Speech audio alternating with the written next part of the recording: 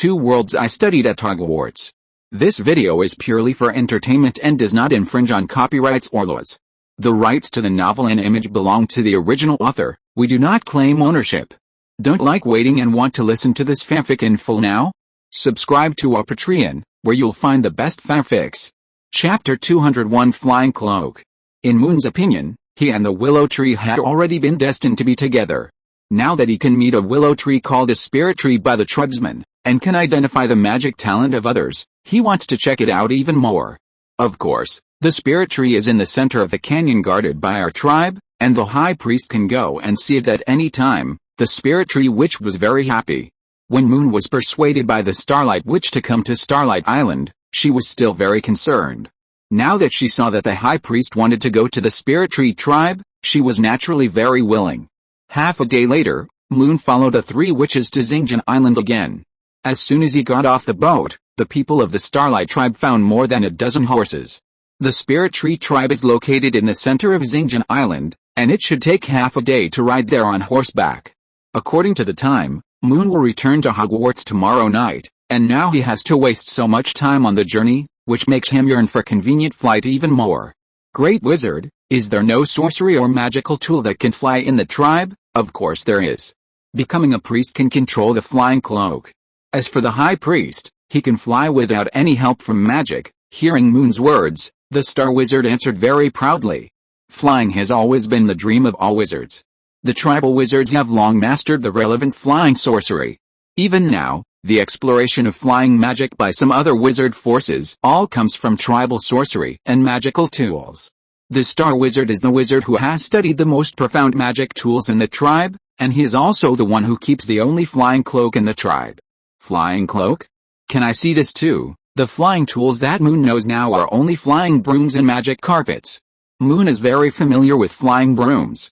He knows that this kind of flying tool can not only fly, but also play a supporting role under the wizard's body. The function of the magic carpet is also very similar. Most of the cloaks and other equipment are pinned on the chest, which makes Moon very curious about how it can take wizards to fly. Of course, after visiting the spirit tree, you can come to the Star Tribe to see the flying cloak. After agreeing on a time with the Star Wizard, Moon and his party rode fast horses towards the center of Xilin Island. Half a day later, just after stepping into the territory of the spirit tree tribe, Moon found that the vegetation here was unusually lush. Although it was already winter, everything he saw was a sea of green. There were grass, vines, and even thousands of years old trees in the distance. These lush greens added a lot of natural colors to the island. Is this Selma flower? There are so many of them. Seeing the familiar flowers appear in front of him, Moon couldn't help asking the spirit tree wizard. Yes, Selma flower is the best healing herb in the tribe, and the whole flower garden is planted with it. The flower garden mentioned by the spirit tree wizard is about 3 times the size of the Hogwarts herb greenhouse, with thousands of flowers planted in it. Will these flowers bloom in winter? After discovering the Selma flower, Moon went to the flower garden to check. He found that the flowers were not very big, but they were still blooming very luxuriantly.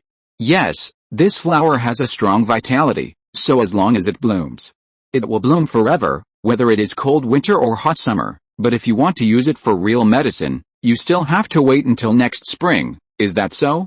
Then do you use it to make potions? Yes, Selma flowers have a very strong hemostatic effect, and it is a very good witch medicine when combined with other herbs, the witch of the spirit tree said, and took out a patch from her body. The main ingredient of this patch is the juice of the Selma flower, which is also one of the must-have items for the tribesmen when they go out. After seeing the patch, Moon took it curiously. There was a black mass on the palm-sized bark, which did not look like a magic potion at all. Putting it to his nose and sniffing it gently, Moon found that it was indeed mixed with a lot of herbal ingredients. Grandma Witch, why don't you make it into a liquid or paste potion? Wouldn't it be good for both external and internal use? Moon remembered very clearly that the little witch Chris had learned a similar potion from a fraudulent magician. The tribe's wizard heritage is even older, so it's impossible that they don't know how to make this kind of potion. Hearing Moon's question, the great witch of the spirit tree sighed helplessly. Alice, in fact, there were many witchcraft recipes in the tribe before, but these recipes were either lost or damaged by accidents. Now there are not many recipes handed down, That's right, we guess that it's because of the curse that the various wizard heritages in the tribe have problems. The great witch Xilin also came over at this time. As the tribal wizard who used the most medicine for injuries, he naturally knew the preciousness of these witchcrafts. But the curse was like a leech that had been sucking blood from them. Even if their heritage was very perfect, they couldn't resist the other side's step-by-step erosion. So that's how it is. I just happen to know how to make a magic potion. I wonder if I can buy some Selma flowers. The more Moon learned about the wizards of the Xingin Island tribe, the more he understood the power of the curses on these people. However, these curses did not deter Moon at all. On the contrary, he might be able to pass on the magic of another world here, which would not only help the tribal wizards, but also create a wizard force for himself. Whether it is dealing with a war on the mainland or the wizard fights in the Vina Islands, Moon will not be a leaf drifting in the wind. Of course, before that, he can also use the resources of the tribal wizards to improve his own magic power. Thinking of this, Moon took out a bottle of hemostatic magic potion that he had made before. After the spirit tree wizard took it curiously, he first put it to the tip of his nose and smelled it. It is indeed Selma flowers, an insect ant grass, but I don't know what the others are: ground armor beast scales, batfish swim bladders, and flame snail shells. Moon smiled and said the rest of the materials. In his opinion, these things were not too precious, and it was nothing to share them with the tribal wizards. Can these things be used as medicine? After hearing Moon's answer, the great wizard Xilin was very surprised. The Xilin tribe had to deal with a lot of these animals every day, but they had never heard that things like fish bladders could be used to make potions. Of course, and their medicinal properties are not low. Moon didn't know whether the tribal wizards were too seriously affected by the herbs. Even the great wizard Lingshu was surprised when he heard these materials. Don't worry, I have tested the efficacy of this magic potion. If you don't believe it, you can also test it. After hearing Moon's words, the great wizard Xilin immediately dragged Lang over. Didn't you just fight a group of razor-toothed sharks and injured your arm the day before yesterday? It just happened that you came to try the magic potion of the high priest. Lang, who was chosen by his father, was very helpless. He was indeed besieged by a group of sharks, and in the end, the other party ran away. This has made many young wizards joke with him about this matter. Now that the great wizard Xilin said it in public, Lang felt even more embarrassed. Let me make it clear first, my injury is not serious. Don't blame me if the medicine doesn't work. Lang came to Moon stubbornly and lifted his sleeves. This is a sharp bite. The wound is very deep, it has reached the bone. Moon knew that Lang's injury was very serious with just one look. More than a dozen blood marks penetrated deep into the flesh, and the surrounding skin was already somewhat ulcerated. How is it possible? It was just a small bite from a small shark. Hearing Lang still insisting that he was fine, the great witch Xilin stretched out his hand and pinched the edge of his wound. It hurts. It hurts. It hurts. If it hurts, stop pretending. Let the high priest take a good look at it. Chapter 202, Maybe we can change the world. To treat Lang's injury, Moon used only half a bottle of magic potion, 1/4 for external application, 1/4 for internal use. After tasting the magic potion and finding it very good, Lang wanted to drink it all. But Moon didn't spoil him. He took the remaining magic potion and handed it directly to the great wizard of Spirit Tree. You should take a good look at this medicine. It should be effective. Moon continued to browse the herb garden of the Spirit Tree tribe. According to the wizard of the Spirit Tree tribe, the center of Xingin Island was originally a dead volcano. The surface temperature in winter is very comfortable, so plants will not wither when growing here. But it is precisely because the area covered by the volcano is not large that the scope of the herb garden is also limited. However, the Spirit Tree tribe still made the most of the geothermal advantages here, and all places were reasonably planted with various herbs. When approaching the center of the Spirit Tree tribe, a huge gray mountain suddenly stood in front of the road. High Priest, the Spirit Tree is in the center of the valley ahead. The climate there is like spring all year round, which is very suitable for the growth of spirit trees. The Spirit Tree wizard pointed to a winding path leading to the valley and introduced it to Moon. But before Moon could respond, Lang, who was following behind, suddenly screamed. Ah! This is too magical. What's magical or not, it's not like you haven't walked this road before. The great wizard Xilin was startled and hit Lang on the back of his head. No, I mean the high priest's magic potion is too magical. As Lang's voice fell, everyone looked at his arm under his sleeve. They saw that the wounds that were originally torn by the teeth of the beast had all healed, and the rolled flesh had all recovered. The new skin was very smooth and a little pink. "It's less than half an hour," the great wizard Xilin said uncertainly. "We all came here on horseback." "It's indeed less than half an hour to walk from the flower garden to here," the spirit tree wizard said, tightly holding the half bottle of magic potion that Moon had just handed to her. "High Priest, you need Selma flowers, right? I've decided to let you control all of them. As long as you can keep a share of the magic potion for the tribe members, I don't care what you do with the rest." "That's right, Grandma Lingshu is right. The High Priest's magic potion is much better than the patch. If there are enough of this magic potion, the tribe will have fewer deaths every year." Great Witch Xilin also agreed very much, but as soon as he said it, he was hit hard by the Great Witch Lingshu. "What do you mean it's more effective than my patch? Did my patch heal your wound?" "Oh, it did, but the effect is not as fast as the High Priest's magic potion." Seeing the two great witches arguing over the magic potion, Moon hurriedly waved his hand to stop them. "Two great witches, stop arguing. In fact, I don't need many Selma flowers. I can give this kind of magic potion to the tribal wizards to make." Moon did need Selma flowers, but he didn't think about making magic potions for the entire tribe. It's not that he doesn't want to, but the number of potions he has to make will take up all his time, and he won't have the energy to study other magic. According to the number of Selma flowers in the flower garden of the Spirit Tree tribe, one flower can make 5 hemostatic potions. With thousands of flowers, Moon needs to make nearly 20 potions every day to use up all the flowers.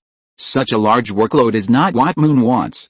"Leave this potion-making method to us." After hearing this, the Spirit Tree Great Wizard pointed at the potion bottle and asked in disbelief.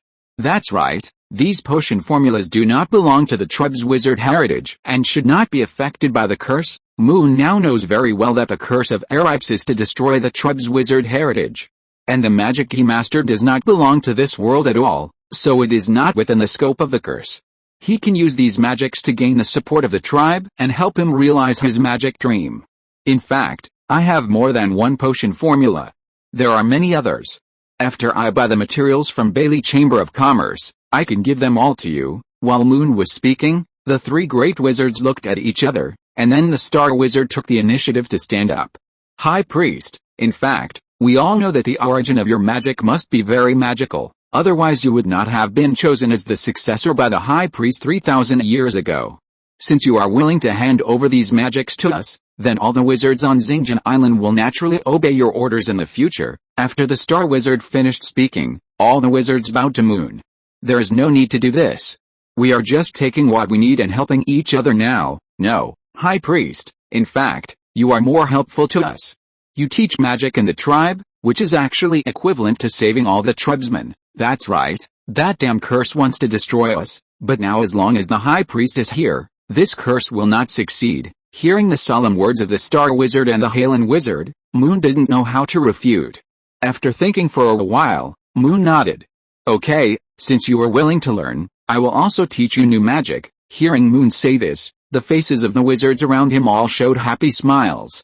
But at this time, another voice sounded faintly. "Then will you also teach the magic about combat?" Lang whispered in the crowd. He had long been envious of Moon's combat magic. Seeing that the 3 great wizards were only discussing potions, he couldn't help but ask. "Of course, as long as I think the magic is suitable, I will teach you." Walking into the path of the valley, every wizard was excitedly discussing the magic they were going to learn next. They had long been impressed by Moon's combat magic and potions, and now they were about to learn these powerful magics, and they were all very happy. Moon and the 3 great wizards had been walking in front of the team. He was also thinking about his future plans at this moment.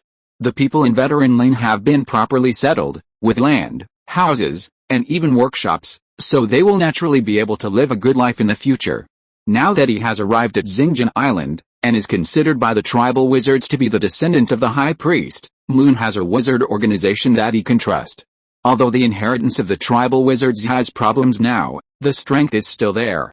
At least in the Vina Islands, the name of the tribal wizards of Xilin Island can still intimidate the magicians outside. If Moon's own magic is added, the strength of the tribal wizards will inevitably increase again. And Moon can also use the power of these tribal wizards to ensure that his magic research is not disturbed, and he can also transform this magic world by the way. Ever since he knew that magicians like the unbelievers would enslave ordinary people, Moon felt that the magic world outside was rotten. And now he just needs a big hammer to smash these dregs of order. The tribal wizard is the best hammer. High Priest, the Spirit Tree Valley is ahead. When Moon was thinking about the problem, the Spirit Tree Wizard pointed to the light that appeared in front and said. Moon quickened his pace after hearing this. After passing a detour, Moon saw a familiar scene. If you're listening to this novel on a channel other than Fanfic World, it means they downloaded and uploaded it without effort. We cordially invite you to visit our channel, Mundo Fanfic Novelis. There you'll find the original version of this story and you can explore many other novels of various genres. We're waiting for you to immerse yourself in a world of incredible novels. Chapter 203 7 Ancient Tribes. In a not very big valley, a huge willow tree suddenly appeared in front of Moon.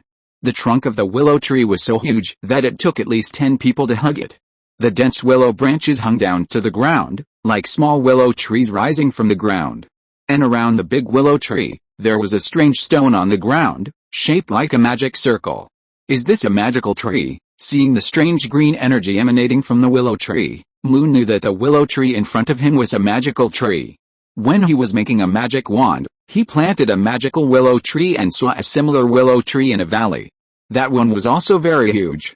It's just that the branches and leaves of that willow tree were very dense, while the branches and leaves of the one in front of him were not only withered, but also the entire trunk was pitch black. However, this scene was exactly the same as what Moon saw in the Mirror of Erased. It turns out that the magic mirror can really show the future. Moon remembered the introduction of the Mirror of Erased in the book, I only show you your inner desires.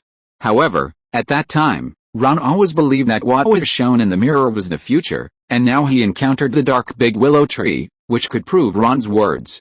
The spirit tree was actually attacked by a curse a long time ago, and the magic circle on the ground was also set up by the previous priests. The spirit tree witch said, carefully stepping over the stones on the ground and slowly approaching the spirit tree.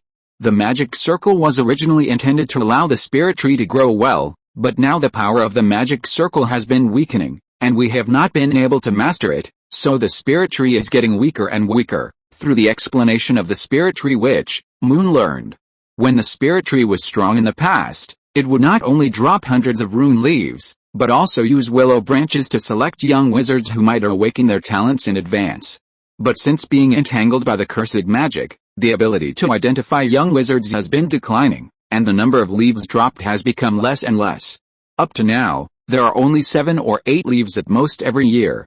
This is also how the tribal wizards can select children with wizard talents. But this method still has a high chance of error, so all the leaves are often wasted, and no child is selected.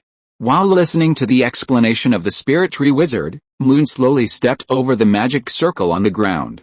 Although he has been studying alchemy runes and knows that magic circles are composed of runes, the magic circle left by the priests on the ground can delay the invasion of curses and help the spirit tree recover. Its level is obviously not low, and Moon is not sure it can help recover. It was after Moon carefully stepped over the magic circle that the spirit tree seemed to sense something. There were several very thin willow branches swinging back and forth, especially the willow branches closer to Moon. The swing was more obvious. This is the spirit tree not asleep? The spirit tree wizard keenly observed the strange phenomenon of these willow branches. She found that after the willow branches touched Moon's shoulders, they nestled up as if they had found their own kind. Moon had seen a similar situation in the valley of Snow Eagle Mountain. At that time, the magical willow tree also put its willow branches on him, and then he felt a cheerful and joyful emotion. The emotion conveyed by the black willow branches in front of him was more like a cry for help. As more and more willow branches wanted to approach him, Moon couldn't bear to look at the spirit tree wizard next to him. The spirit tree is indeed not asleep, but it is very weak now. Hearing what Moon said, the spirit tree wizard seemed to have thought of something, and then lowered his head helplessly. I know that what I did was useless. Without the ability of the priest, it is impossible to repair the magic circle and help the spirit tree recover, according to the explanation of the tribal wizards. Since the death of the last priest of the tribe 300 years ago, the curse on the spirit tree has become more and more serious. Every subsequent spirit tree wizard has tried to repair the magic circle and try to maintain the growth of the spirit tree, but the effect is minimal. In the hands of the current spirit tree wizard, in addition to the increasingly severe decline of the spirit tree, There are also problems with a wizard inheritance. Up to now, none of the young wizards can become a wizard, and the Spirit Tree wizard is also very old. Without the existence of the wizard, the Spirit Tree tribe may never be able to ask for a leaf again. Grandma Witch, please don't worry. Can you tell me the origin of the Spirit Tree? Was it originally on Xilin Island, or was it brought here and planted by the former tribal wizard? Moon could not empathize with the Spirit Tree Witch's emotions. He just wanted to help the weak tree in front of him. However, after hearing Moon's voice, the Spirit Tree Witch seemed to see a little hope. She tried to push away Lu, who came to support her, and then quickly walked to Moon's side. Why, High Priest, can you save it? Seeing the Spirit Tree Witch's earnest eyes, Moon didn't know whether to nod or shake his head. He tried to comfort the old man in front of him before speaking again. Grandma Witch, don't get excited. If I want to save the Spirit Tree, I must understand it, so you must tell me what the origin of the Spirit Tree is. Oh, it is recorded in the tribal stone carvings that a long time ago the Spirit Tree was the tribe's guardian tree. It was first there, and then the tribesmen came. However, this one on Xilin Island is not the old holy tree. Under Moon's inquiry, the Spirit Tree Witch told the origin of the willow tree in front of him. The wizard war 3,000 years ago affected the old holy tree. Because of the destruction of the holy church, the old holy tree was destroyed. The tribesmen finally found only 3 saplings and took them away from their ancestral land. And the Spirit Tree on Xilin Island has survived since then until today. So, there are 3 saplings, why not try to plant a new Spirit Tree? Hearing Moon's question, Bengbeng Witch came out. High Priest, in fact, after that war, the tribal priests were also afraid of being affected by the curse of Alpers, so they split the 7 tribes of the tribe into 3 branches, each of which left the ancestral land with the sacred tree saplings and lived in seclusion. 7 tribes? Moon asked curiously. He originally thought that the tribesmen were only 3 branches on Xilin Island. Yes, Bengbeng and Zhuwu went north, Fengying and Shanlin went south, and our 3 branches went to the sea. According to the knowledge that the Great Wizard had popularized to Moon, the tribesmen in the past lived in a very large area. From east to west, they spanned the entire Losses continent, which is now the central area of the Manila Empire. And the Star Wizard said that there was a tribe of people going south, so it is very likely that they lived in seclusion in Snow Eagle Mountain. Great Wizard, I also found a similar willow tree in Snow Eagle Mountain, which is likely to be a branch of the old sacred tree, Snow Eagle Mountain. Hearing Moon's words, the 3 great wizards were stunned for a moment. What, is there a problem? Moon didn't know why the 3 great wizards had such expressions, so he asked again. We have actually been looking for members of other tribes over the years. Later, I learned from divination that there might be members of the tribe in Snow Eagle Mountain, so I sent many tribal warriors to explore, but no news came back. Is that so? Then will these tribal warriors carry Selma flowers? After hearing the explanation of the Star Witch, Moon thought of the little witch who had been following him. Of course, it is very dangerous to go out alone to look for members of the tribe. We must prepare more hemostatic herbs like Selma flowers. Moon finally knew who gave Chris the Selma flowers. But now it seems that he and the tribesmen are indeed inseparable. High Priest, let's not talk about these herbs first. Have you seen any tribesmen around the Spirit Tree? After learning that Moon might have seen another Spirit Tree, the Great Witch Xilin wanted to know the whereabouts of other tribesmen. But Moon's words still made him silent. No, it's very desolate there, with only some small animals. Chapter 204 The Origin of the Spiritual Tree. There are only 2 reasons why the Spirit Tree is growing so well. One is that the tribesmen have found a way to remove the curse. As long as there is no curse, the inheritance of the tribe wizard will not be a big problem, and the Spirit Tree will naturally grow well.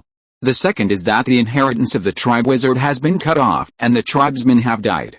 Only in this way can the curse be considered successful, and then the curse energy wrapped around the Spirit Tree will disappear.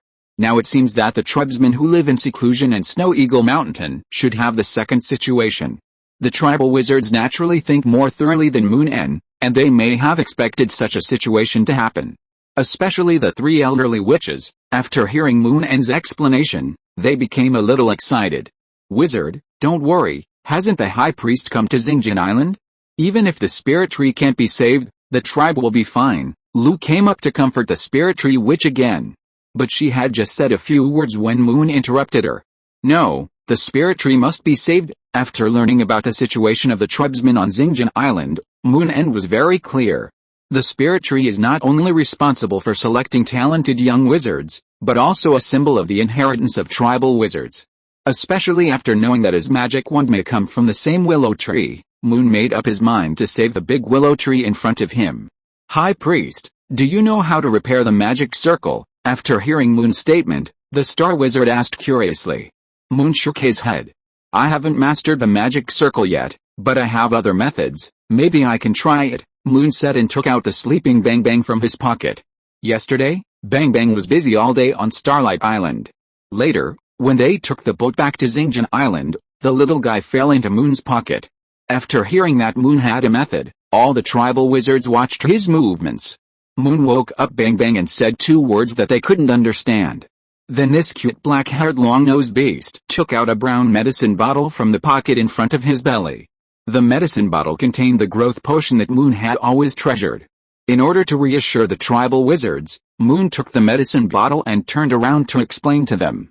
This is a magic potion that can help plants grow quickly. Each drop contains about the energy needed for the magical plant to grow for a year. 1 drop equals 1 year. The tribal wizards were a little unbelievable, and they looked at the medicine bottle in Moon's hand curiously. Yes, although there are only 3 drops in it, it should be able to temporarily alleviate the plight of the spirit tree. Hearing what Moon said, the spirit tree wizard came out with a cane. High Priest, we believe in you, please apply the medicine. In fact, since Moon decided to teach the tribal wizards new magic, several wizards no longer had any doubts about him. And now hearing that Moon took the initiative to ask to save the spirit tree, this made the tribal wizards more recognize Moon's status as the High Priest. Seeing that no tribal wizard came out to say anything, Moon took the medicine bottle and walked to the root of the big willow tree. There are 3 lines of magic arrays tightly connected to the big willow tree. Moon dropped 3 drops of potion into the lines of the magic circle, and then the potion slowly penetrated into the body of the big willow along the lines. It really reacted, that is, after the 3 drops of magic potion penetrated into the trunk, a layer of green energy fluctuations immediately appeared at the connection between the big willow and the magic circle. It was like dropping 3 stones on a calm green lake. These fluctuations slowly transported the energy of the potion to every part of the big willow. Moon could see through his monocular that the black energy wrapped around the big willow was dispersed a lot in the moment when the wave spread. In addition, more than a dozen new branches grew on the big willow. However, these branches stopped growing after only growing for more than 10 centimeters. The magic energy that can sustain the growth of ordinary magical plants for a whole year was consumed by the spirit tree in just a dozen seconds. Seeing this scene, the tribal wizards also guessed that it was likely that the effect of the potion had been exhausted. The excitement of the crowd gradually became lonely. High Priest, we all know that you have tried your best. If it really doesn't work, before Lang finished speaking, Moon raised his hand to stop him. Now it seems that a growth potion is very effective for the recovery of the spirit tree, but this kind of potion is extremely complicated to make, and it also requires a lot of precious materials. Moon had just said this when the spirit tree wizard came over excitedly and grabbed his arm tightly. High Priest, we have herbs and materials. Even if we don't have them, we can go find them. As long as we can save the spirit tree, you can have anything you want. That's right, Star Wizard and Sea Blue Wizard said in unison. Seeing the statements of the 3 wizards, Moon was not pretentious. He has the ability to ask Professor Snape to make this growth potion, but the amount of medicine required by the spirit tree must be considerable. This requires a lot of potion materials, and Moon can't come up with so much at once. But if there is the support of the tribal wizards, it will naturally be different. In fact, in order to ensure the inheritance of the tribe's wizards, we have also accumulated a lot of materials. Now we can go to the tribe's treasury. You can take whatever you want. After learning that Moon could still make this kind of magic potion, the spirit tree wizard immediately wanted to pull him down the mountain. However, Moon still comforted everyone a little. Don't worry, the magic potion will take a long time to make, and we can't let the spirit tree decay before that, Moon said, and took out the feather pen and parchment from Bengbeng's pocket again. After writing down the formula of the flame snail fertilizer, he handed it directly to the great wizard Xilin. I know that the Xilin tribe should have these things. According to the formula on the paper, making this fertilizer can provide growth energy for the spirit tree. The great wizard Xilin took the parchment and looked at it, then nodded. We do have these materials, but I don't know if they can be used as fertilizer. I will ask someone to prepare it now." After the great wizard Xilin finished speaking, he immediately called a wizard from the Xilin tribe and asked him to find the tribe members to make fertilizer. Lang, who was standing aside, heard that saving the spirit tree required both a treasure house and fertilizer, and asked unwillingly, "High priest, is it really necessary to waste so much? All living things will grow old, get sick and die. With you in the tribe, I want the spirit tree." Lang hadn't finished speaking when the great witch Xilin next to him beat his son again. Moon did not stop him, but just watched with a smile. He knew that many young wizards in the tribe might have such thoughts, but Lang was the only one who dared to say it. In fact, the spirit tree can not only identify young wizards, but its fallen branches can also be used to make magic wands. After the beating, Moon took out his own magic wand. "Is this the little wooden stick you used to beat me? Is it made of a spirit tree?" After hearing Moon's words, Lang walked up and asked, covering his still bleeding nose. "Yes, in addition to making magic wands, it can also make a flying tool." After deciding to teach the tribal wizards magic, Moon knew that the magic wand must be an unavoidable step in casting spells. In the early stage, he might be able to buy some wands and bring them back, but if he wants to find a wand that really suits him, he still needs to make a wand and try it out. Just like Ollivander let the young wizard choose, but Moon didn't have this condition in the early stage. Fortunately, the tribe now has a spirit tree and a star wizard who is proficient in making magic tools, so the wand making should be solved quickly. As for the magic tool such as the flying broom, it is definitely a killer in the current world. The entire tribe wizard has only one flying cloak, and the very wealthy Bailey family has not seen the flying tool. That means that this kind of magic creation must be rare. If it can be equipped to the tribe wizards, it will definitely improve their strength a lot. Correspondingly, this is also the growth of Moon's own power. Flying tool. Like the flying cloak, the young tribal wizards were extremely excited after hearing about the flying tool. They had long wanted to try the flying cloak in the tribe, but they were all rejected by the three great wizards. That's right, and this flying tool is relatively simple to use, and everyone can have one. Chapter 205 Devil's Child. With the temptation of magic wands and flying tools, the tribal wizards agreed to all Moon's needs very readily. Of course, the three older wizards thought about things in the long run. They understood that Moon's method of identifying young wizards was only temporary and extremely dependent on individuals. If Moon was not on the tribe, it would delay many things. As the oldest identification method of the tribe, the spirit tree, as long as it can be successfully restored, will surely ensure the inheritance of the tribal wizards. However, it is Moon who can save the spirit tree now, so the three wizards have increased their trust in Moon. So after visiting the spirit tree, Moon was dragged down the mountain by the tribal wizards to the residence of the spirit tree tribe. After a night's rest, he was taken by the tribal wizards to visit the tribal treasury. The location of the treasury is very secret, and the guards outside are also very strict. There are fully armed tribal warriors patrolling almost every moment. Although the treasury is a large cave, the entrance can be found from the outside. The gate of the cave is the same color as the mountain, there is no gap, and there are many mechanisms inside. All of these were designed and built by the tribesmen of the Star Tribe. After walking through all the secret passages, Moon saw rows of neatly arranged large wooden boxes. Without waiting for Moon to ask, the Star Wizard took the initiative to introduce. These boxes outside are filled with minerals collected by the tribe on a daily basis, mainly moonstone and star sand, as well as other metal minerals. Moonstone powder is a very important raw material for potions, and it is usually used as a palliative. Professor Snape once said that using swamp lilies with moonstone and other materials can make a powerful antidote. This stone has many colors, including white, orange, yellow, and light blue, among which the blue one has the highest quality. Moon did not learn the name of star sand at Hogwarts. However, the tribal wizards have developed many uses for it, such as constructing magic circles, divination, sacrifice, and improving the quality of weapons. Go further in, and you'll find herbs. Since plants have a short shelf life, only herbs produced in the past 3 years are preserved here. Moon looked in the direction pointed by the Star Wizard, and saw hundreds of medicine cabinets densely placed on both sides of the cave. Most of them were ordinary herbs, such as ant grass, silver platform flowers, and sweetgrass roots. But there were also secret herbs of the tribesmen themselves. In addition to the Selma flower, There was also the heart-calming sunflower, which could calm the mind, and the nightmare vine, which had a very strong hallucinogenic ability. Because the latter two were difficult to cultivate, the tribesmen had never sold them to the outside world. After the wizard's introduction, Moon had all the Selma flowers moved away. These would be used by the wizards of the Spirit Tree tribe to practice potions, and the rest would be taken back to Hogwarts by Moon. As for the other herbs, Moon took a small portion of each. At the same time, in exchange, he immediately wrote down the formula for the hemostatic potion to the Spirit Tree wizard. However, the wizard felt that Moon had taken too little, so she stuffed a few rare herbs into Moon's arms. High Priest, if you want to save the Spirit Tree, even if you take all of these, I won't feel bad. Seeing that the Spirit Tree Witch wanted to stuff more herbs, Moon hurriedly refused. Grandma Witch, that's enough. Moon didn't know how to explain to the tribal wizards. In this world, because the medicinal value of many magical herbs has not been discovered, they have not been developed on a large scale by wizards, so they are generally well preserved.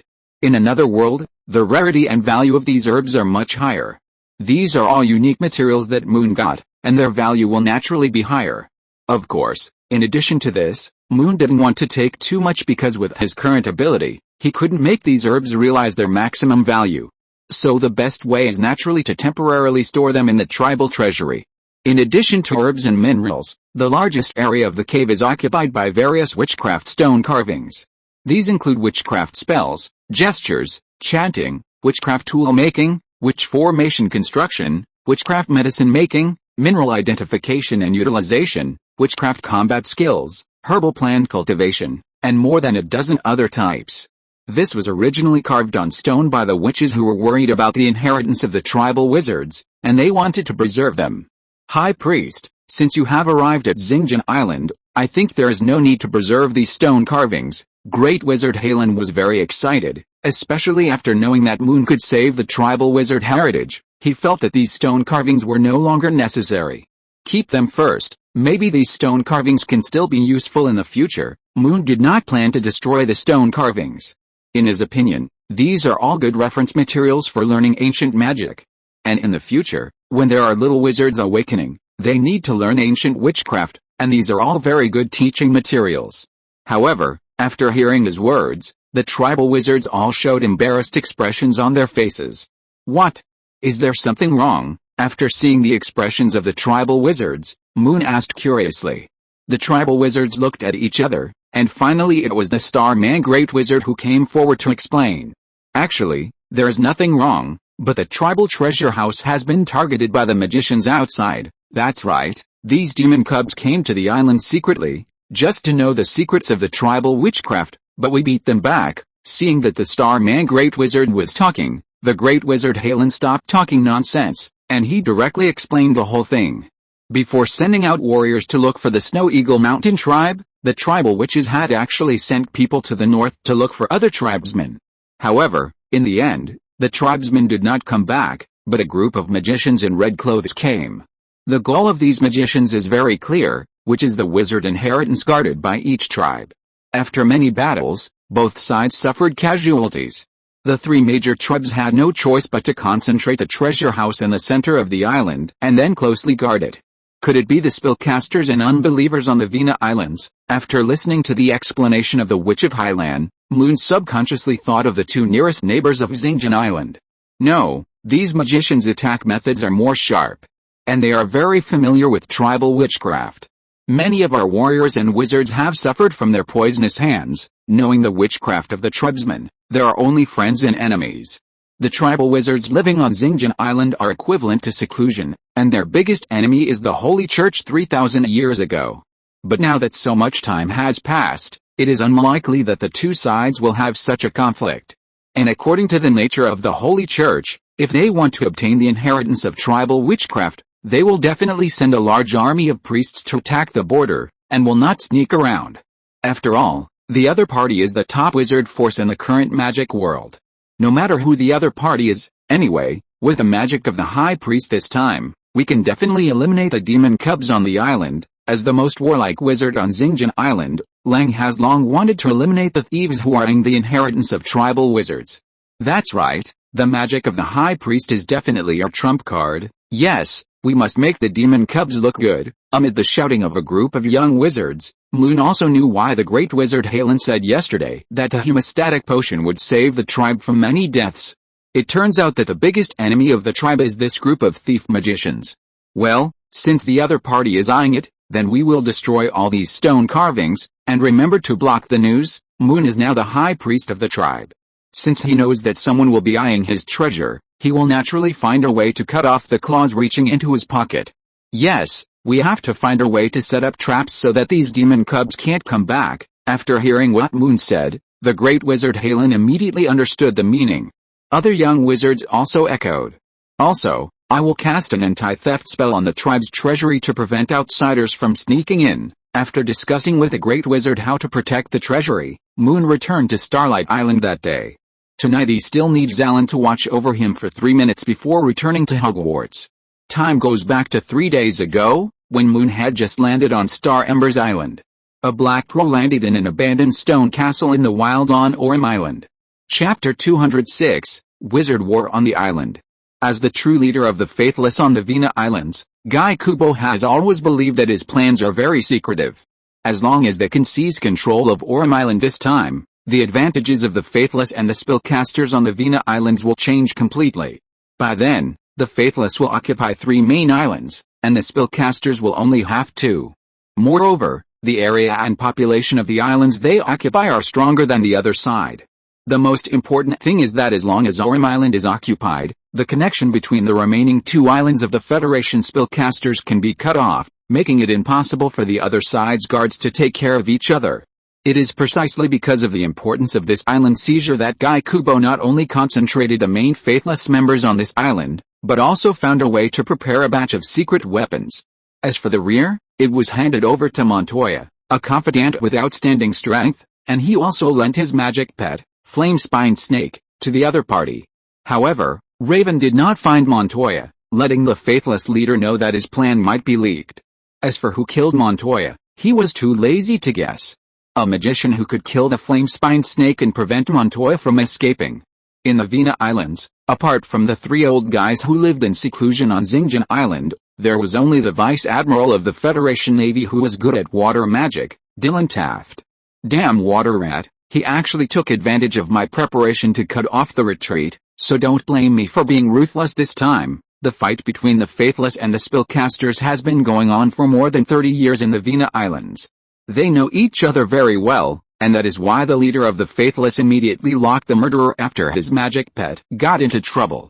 So that night, even if his own preparations were not very sufficient, Guy immediately launched an attack. He knew that if the faithless were not fully prepared, then the spellcasters would definitely be even less prepared. And he guessed that his old rival, Vice Admiral Dylan, would never easily take down Montoya and the Flammeback Snake. He had to launch a surprise attack while the other party had not recovered. The situation was just as Guy predicted. When he distributed the transformation potion to his men, the beastly wizards, with their strong physique and speed, easily broke through the city guarded by the spellcasters. On the first day, the city of Blanc fell. After the beast-like faithless entered the city, they slaughtered a large number of residents. On the second day, the cities of Togo and Wallen fell. The fire caused by the faithless burned down the ships of the Federation Navy, causing countless casualties. On the third day, Vice Admiral Dylan Taft gathered all the spellcasters and troops at the fortress of Caval, preparing for a decisive battle with the faithless. However, he still underestimated the treachery of the faithless. The other party asked the magic pet to add poisonous potions to the drinking water of the fortress in advance. This dealt a heavy blow to the spellcasters again. However, it was just when the faithless was ready to accept a new territory. Outside the fortress of Caval, less than 5 kilometers away from the port of Radhans, reinforcements of the spellcasters arrived. Lieutenant General of the Federation Army, Leighton Gavin. As the most veteran soldier in the Federation and the spellcaster with the highest combat power, the joining of Lieutenant General Leighton completely reversed the situation of the battle. Especially with the cooperation of him and the Vice Admiral, the leader of the faithless, Guy Kubo, directly gave up the city he currently occupied and hid in the mountains and forests on Orem Island. Dylan, what's going on? Didn't you say that you could easily deal with this group of poisonous snakes who like to occupy nests? After the battle, As an old friend who had worked together for many years, Layton couldn't help but wonder why the war turned out like this. Don't say it, I don't know where these poisonous snakes got a group of magic pets from. Each of them can transform into a monster. They are too fast and have magic. We can't handle it at all. Vice Admiral Xilin was also very depressed. He was originally ready to have a protracted battle with the Faithless on Aurum Island. But he didn't expect that this group of foreign wizards not only launched a surprise attack, but also greatly increased their strength, which made him lose the battle without any preparation. Magic pets? Transformation? Are you saying that they are likely to have foreign aid? Layton was also a little surprised to hear such a fighting method. Of course there are.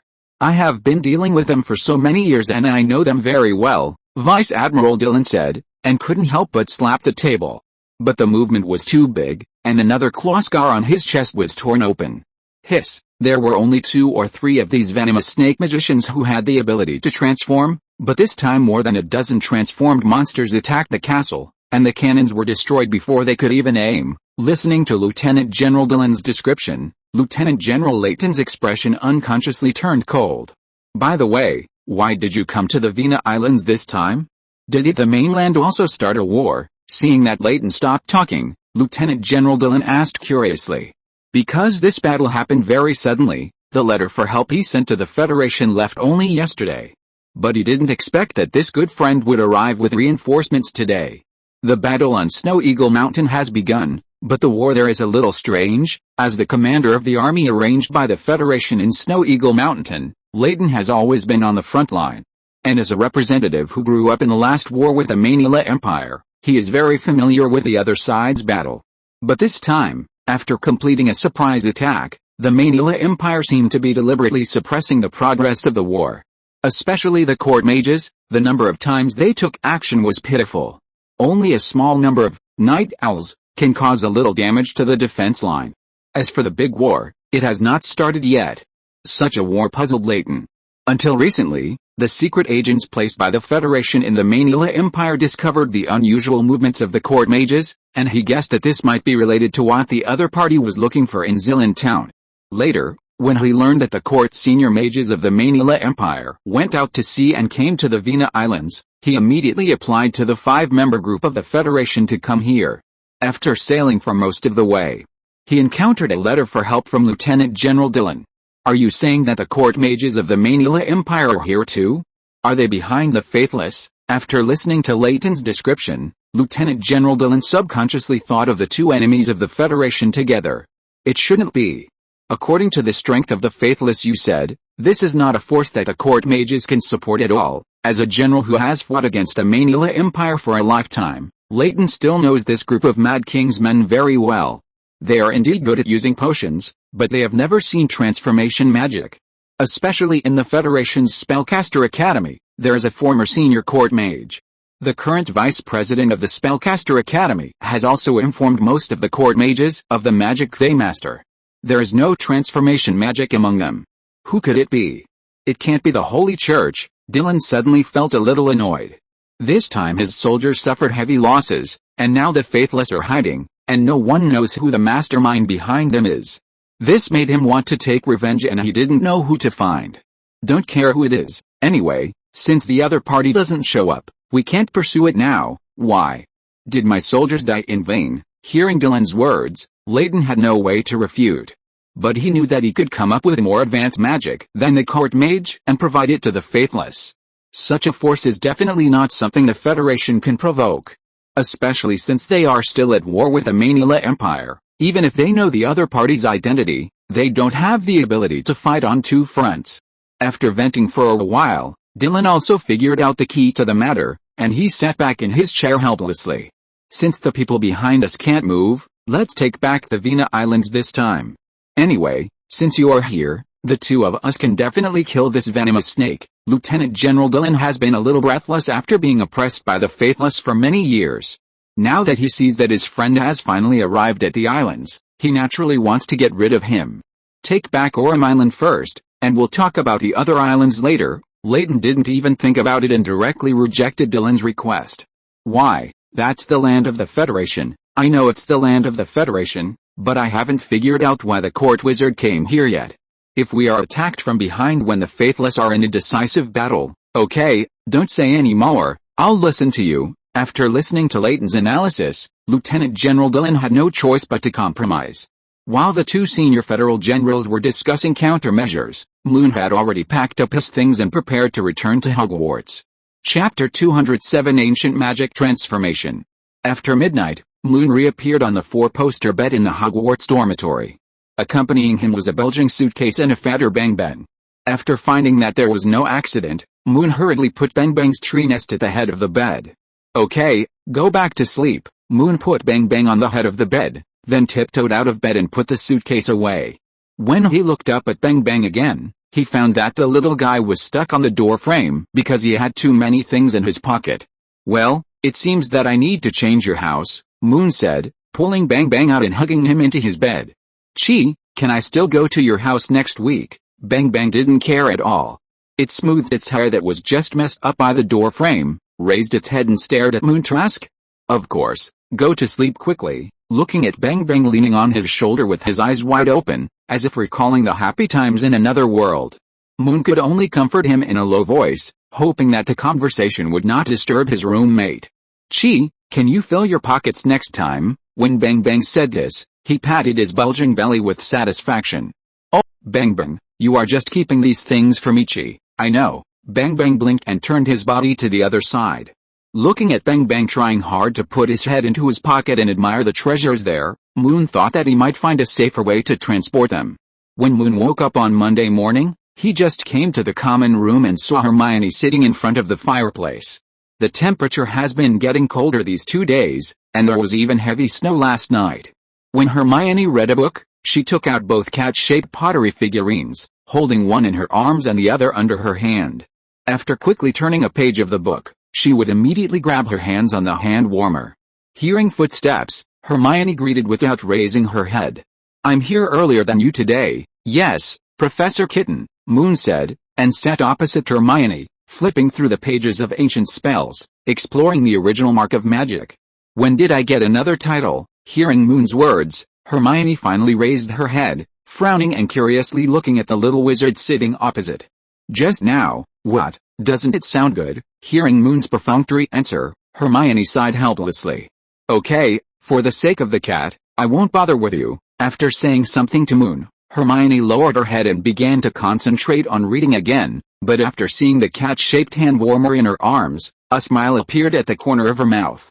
Moon has been studying ancient magic gestures all this time, even on the Scarlet Moon. He has also recorded the relevant knowledge in 2 thick notebooks. By studying how magicians gradually transformed ancient spell gestures, Moon has a basic understanding of these complex movements, especially about the changes in hand postures.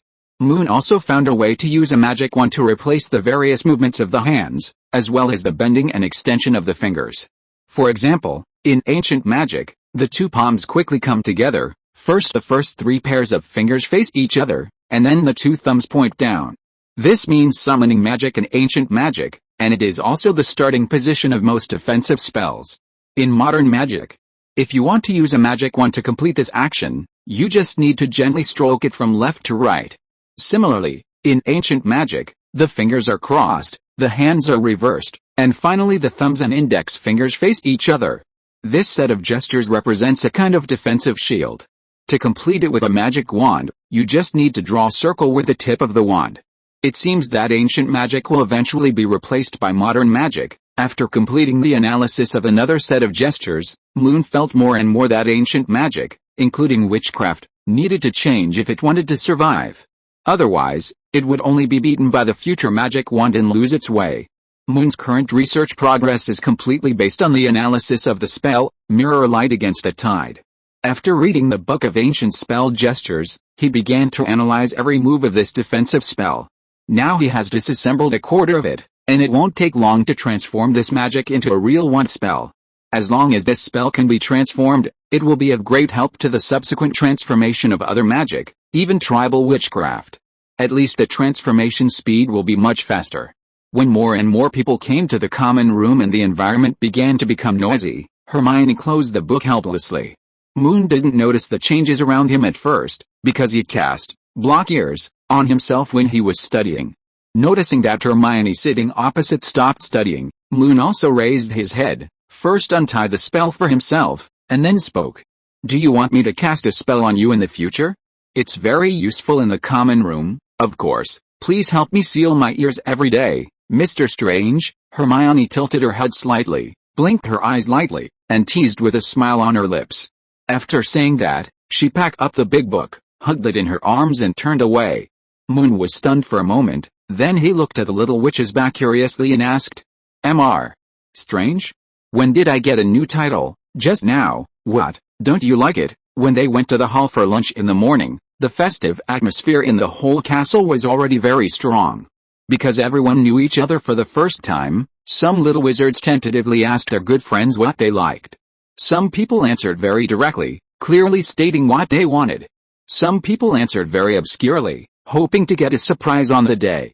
When I was a child, the stories I heard were all about gifts from Santa Claus.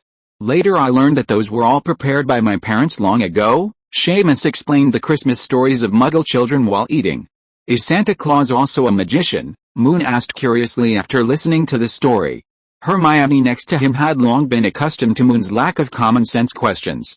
She silently said in her heart, It's really Mr. Strange, and explained without raising her head. I think if this old man really exists, he must be a magician. Yes, I think Dumbledore is very similar to him, Harry also explained beside him. In Harry's opinion, Dumbledore and Santa Claus are almost identical, except for the lack of reindeer and red robes. Hearing Harry's description, Moon recalled the image of Santa Claus in Seamus's story. Tall, wearing a nightcap, white beard, flying, and coming out of the chimney. These evidences indeed indicate that this old man is a wizard, and he really looks like Dumbledore. Moon also thought of what kind of Christmas gift to give Dumbledore from this story. Seeing Ron next to him finally finish eating, Moon whispered about his own questions. Ron, do you know how to learn the untraceable stretch charm? Ron was not as sensitive as Hermione. He was not surprised at all when he heard this question, and was even a little excited.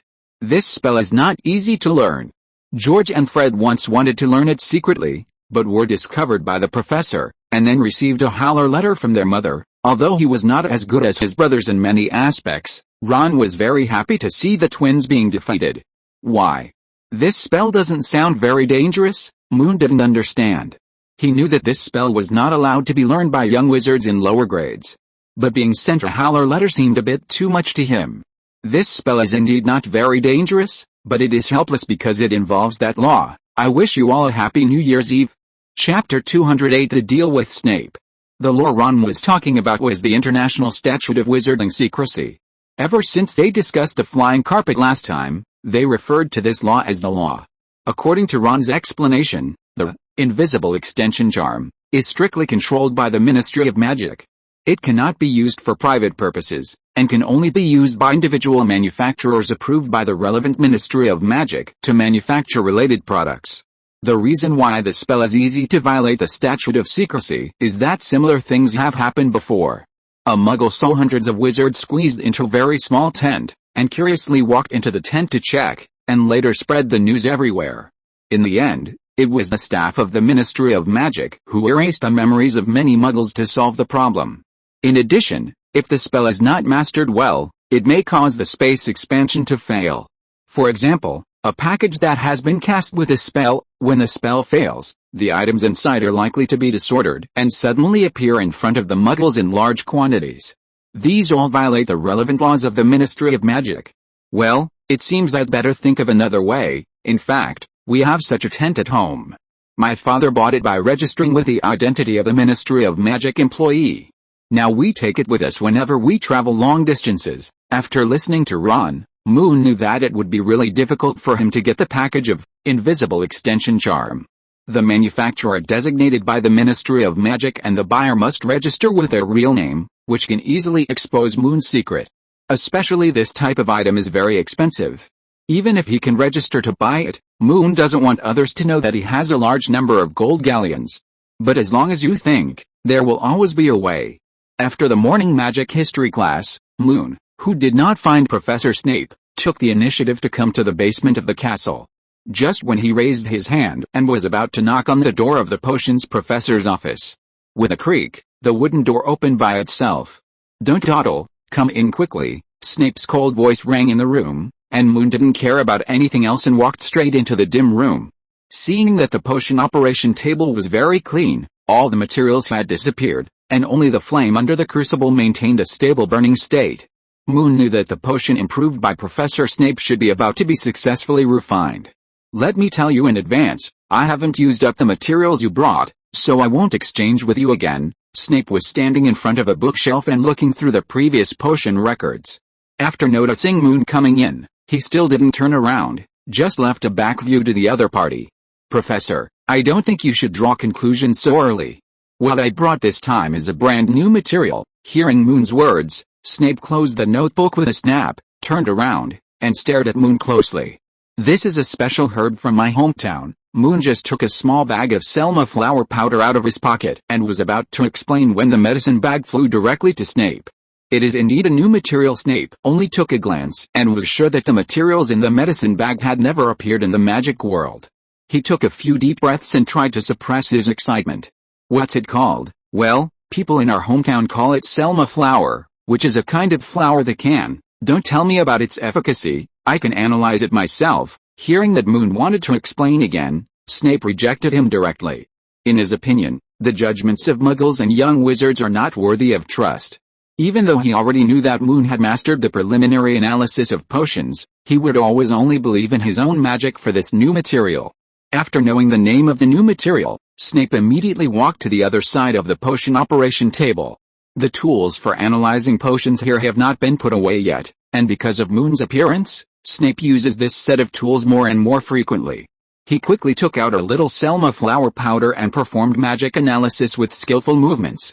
Only half an hour later, Snape closed his eyes in front of the crucible for analyzing potions. The herb plant is relatively short, about 10 inches tall, with slender stems and light green in color. Professor Snape said exactly the appearance of the herb transmitted to his mind by the analysis magic.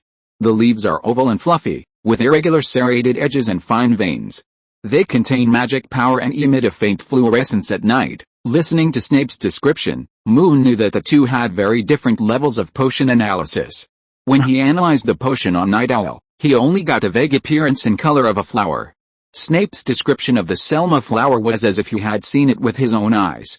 If Moon didn't really know that this herb came from another world, he would really think that Snape had planted a Selma flower himself. This powder comes from a plant flower, with 12 petals. The color is lavender, and the stamens are golden. The biggest function is to prevent blood loss, repair body tissues damaged by magic, and remove disordered magic energy pollution. When he said this, Snape opened his eyes suddenly. He first glanced at the Selma flower powder on the operating table, and then looked at the improved potion in the crucible opposite with some regret. "Why didn't you give it to me earlier?" Snape slammed the table in front of him, his face showing a regretful and helpless expression. "Professor, I just thought it was an ordinary hemostatic herb, but I didn't expect it to be so effective." After hearing Snape's description, Moon knew that the Selma flower might have a great effect on his newly improved potion. "Ordinary hemostatic herb? How did you learn your herbology class? Can't you see that it is much better than the white moss?" Moon had no way to refute Snape's accusation.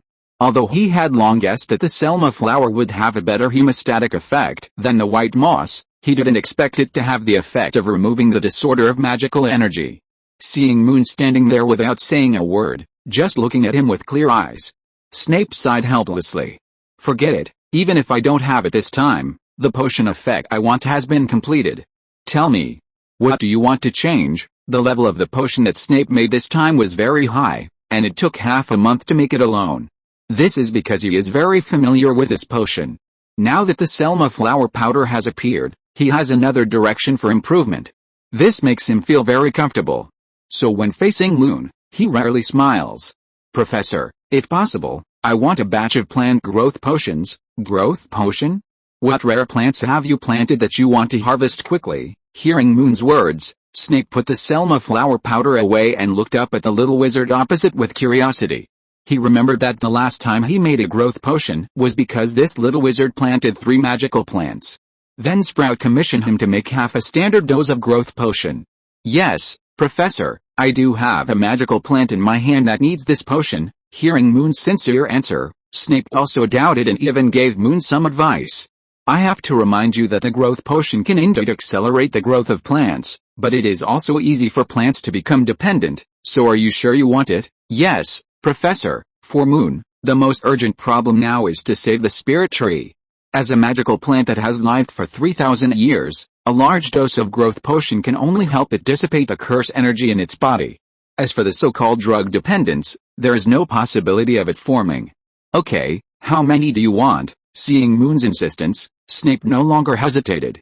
101st, how much more? I wish you all a happy new year in advance. Chapter 209, Snape Goes Mad. A series of coughs came from the dim office. Moon guessed that Professor Snape must have been choked by his own saliva, because he had a similar experience. Seeing that Snape had not stopped coughing for several times, Moon wanted to go up and pat his back. However, he had just taken 2 steps when Snape raised his hand to stop him from moving forward. Ahem, stop, ahem. Finding that he still couldn't speak, Snape raised his wand to himself. And Zio trying to hold his breath to ensure that he could recite the spell smoothly, Snape's face finally returned from red to normal. Do you know how powerful a portion of standard plant growth potion is? It can make a plant grow 30 years older out of thin air, and 100 portions is 3,000 years, which is beyond the existence of magic. Snape didn't know what Moon was going to do. But he knew very well that such a dose of potion was simply not something that ordinary plants could withstand. What on earth did you plant? Even magical plants rarely live for 1,000 years, let alone 3,000 years. Moon only got half a portion of plant growth potion last time, which was 15 drops. The reason why he wanted 100 portions this time was mainly because of the needs of the tribe's spiritual tree. As a big willow tree that has lived for 3,000 years, its drug resistance must be very high. In addition, according to the tribal wizards, this willow tree was probably attacked by the curse when it was planted, but it was not seen at the time. Now that the growth potion can help the other party remove the influence of the curse, it is naturally best to completely remove it at once. According to Moon's calculations, the 3,000 years of efficacy can not only help remove the previous curse energy, but also repair the stubborn illness of the spiritual tree over the years. Of course, if the spiritual tree cannot be used, Moon can also use these potions to quickly create a batch of magical plants. Then use them to make wands and flying brooms to raise the strength of the tribal wizards to another level as soon as possible. However, Moon couldn't explain Professor Snape's suspicion. He thought for a long time before he hesitated to speak. Professor, the tree I planted this time is indeed a bit big, so the amount of medicine needed is a bit too much. Big? How big can it be? Can it be more than 3,000 years old? After Professor Snape said this, Moon just stood there without saying a word. Seeing the little lion in front of him suddenly quiet down, Snape seemed to suddenly realize something. Are there really magical plants that are 3,000 years old? He subconsciously stretched his neck in the direction of Moon and asked. There should be. Seeing Moon nod, Snape couldn't help but take a breath. He had long known that there was a huge secret hidden in the little wizard in front of him. But when this secret was revealed to him little by little, he couldn't help but be surprised. Okay, since you need it, take out 100 copies of this flower powder, and I will deliver the growth potion to you in batches within a month, Snape said, weighing the medicine bag containing Selma flower powder in his hand. Moon didn't expect Professor Snape to take Selma flower so seriously. But after looking at the potion on the operating table, Moon could understand. This price was very reasonable for Snape, but for Moon, well, it was also reasonable. Professor, I have to say that the price you said is very correct, Moon said as he reached into his pocket, where a little guy was still pretending to sleep. Moon knew that Bongbong had heard the price Snape offered, but he was just a little reluctant to take out the materials. Before returning to Hogwarts, Moon had already obtained the remaining Selma flower materials from the Spirit Tree tribe for nearly 3 years. In order to facilitate storage, they also pre-made this material into powder and packaged it early, and now these medicine bags are all in Bongbong's pocket. Seeing Moon's hand reaching into his pocket, Bongbong immediately laid down and snored evenly. Hurry up, the potion is more valuable. Hearing Moon's words, Bongbong opened one eye. Chi, really? Of course, Moon and Bongbong's conversation was very low, but Snape was curious and used magic to hear the content of the conversation clearly. When he heard that the potion was worth more, the corner of his mouth twitched unconsciously. Am I going to get less again? Just as Snape was about to raise the price, he found that Moon's pocket suddenly bulged. Then small medicine bags sprayed out one by one. The traceless extension spell? No, it should be the pocket of that animal. Snape knew that the little wizard in front of him had a niffler, but he never thought that someone would be able to get things from the niffler's pocket so easily. Snape was only surprised for a moment, and Moon's pocket had already returned to its original state. Although Bengbeng couldn't count to 100, it counted 10 tens very clearly. It wouldn't take out one more medicine bag. When the first medicine bag flew out of his pocket, Moon quickly touched it with his hand. But as the number of medicine bags increased, he could only take out his wand and cast the floating spell. Professor, no more, no less, exactly 100. Watching Moon let 100 medicine bags float in the air at the same time, Snape took a deep breath. Last time, he had seen Moon use the levitation spell to move medicine jars, and this time he was able to control 100 items at the same time. This surprised him, and he couldn't help but recall how well he had mastered this spell when he was a student. Although the levitation spell was very basic, Snape was very sure that he couldn't do it in his 5th grade. After looking at the medicine bag floating in the air and then at the magical wand, Snape spoke slowly. I suddenly feel that this reward is a little too little. Snape folded his hands in front of his chest, not wanting to take over the control of the medicine bag floating in the air. And he spoke very slowly, just to see where Moon's limit was. Professor, I didn't expect you to be such a person. I still want to do the next business with you. Moon was also very helpless. He knew that Snape must have heard what he had just said to Bengbeng. You'd better explain what kind of person I am, Mr. Scarlett. You will be deducted points for slandering professors in Hogwarts. Seeing Snape's mouth unconsciously raised, Moon helplessly supported his right hand holding the wand with his left hand. No, Professor, shouldn't you be more concerned about the specific content of the next business? Oh, yes, maybe you can evaluate me and then tell me what you want to exchange. Seeing that Moon's floating spell was still continuing, Snape's eyes narrowed unconsciously. Although he was very curious about what Moon would take out to exchange with him next, he still couldn't help but want to test Moon's spell ability. Well, Professor, you just overturned what you said, which is very damaging to the image of Hogwarts professors, especially when facing a little wizard like me. You want to exploit it. It may be even more serious for other people, and combined with your image and your hair that has not been washed for years, these have caused damage to the little wizard's heart, and your current mentality. This is completely. Shut up. As Moon spoke faster and faster, Snape's breathing became heavier and his body couldn't stop shaking. He never thought that there would be a little wizard who dared to say these words in front of him, and he couldn't refute each one. Professor, but I haven't. I told you to shut up, otherwise I can only give you a throat lock. I wish you all a happy new year. If you're listening to this novel on a channel other than Fanfic World, it means they downloaded and uploaded it without effort. We cordially invite you to visit our channel, Mundo Fanfic Novelis. There you'll find the original version of this story and you can explore many other novels of various genres. We're waiting for you to immerse yourself in a world of incredible novels. Chapter 210 Whatever you want can come true. Seeing Snape's face getting redder and redder, Moon immediately sealed his mouth consciously. Fortunately, his levitation charm had already reached the point where it could be cast silently, and all the medicine bags were still floating in the air. After about 5 minutes, Snape's breathing slowly slowed down, and his face returned to normal. Seeing that Moon's levitation charm had already exceeded 10 minutes, this was close to the level of his 7th grade when he was in school. Snape didn't want to test him anymore. He waved his hand lightly, and all the medicine bags fell on the desk in front of him in an orderly manner. Tell me, what else do you want to change? Hearing Snape's question, Moon just pointed to his mouth. Seeing Snape nod, he opened his mouth to speak. Professor, didn't you say that as long as I can learn the cutting charm, well, you will teach me another spell you created? Yes, I said so, but do you still have time to study the cutting charm? In Snape's opinion, Moon must have spent a lot of time to practice the levitation charm to this level. Correspondingly, the mastery of other spells will inevitably be worrying because of the reduction in time spent. Of course, Snape didn't know that Moon had twice as much time as ordinary people. In addition to studying and dealing with various trivial matters, he still had a lot of fragmented time to practice spells. Professor, I think the effect speaks for itself. Do you need me to show it? Moon was very confident. After he dealt with Montoya, the level of his cutting spell rose by more than 1 level. Huh? It seems that you are very confident.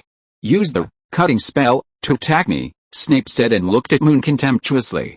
In his opinion, the cutting spell of a first-year wizard can only cut off small branches at most.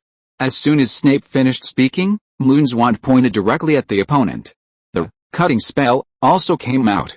What? Snape originally wanted to use his fingers to dispel Moon's spell. But after noticing that the spell attacking him was very extraordinary, he took out his wand and directly picked up the cutting spell. Swoosh! The flying spell hit the medicine cabinet next to it, and one of the supporting pillars of the medicine cabinet was cut off. Watching the potion bottles on the medicine cabinet slide down, Snape quickly cast a floating spell, and then cast a repairing spell with his left hand. While Professor Snape put the potion bottles in order, Moon kept thinking about what had just happened. He could cast spells with both hands. Snape's operation just now was like opening a new door for Moon. Since learning magic, Moon has been pursuing the speed of spell casting. Now his wand has reached the limit of casting spells with sound, and can cast 12 times in a row in one breath. If it increases further, neither the spell nor the wand gesture can keep up. Moon originally expected that if he wanted to increase the speed of spell casting again, he had to move towards the direction of silent spell casting. And it is obviously more difficult to master silent spell casting, not to mention the silent and wandless spell casting later. And now Snape's subconscious action is equivalent to providing Moon with another possibility.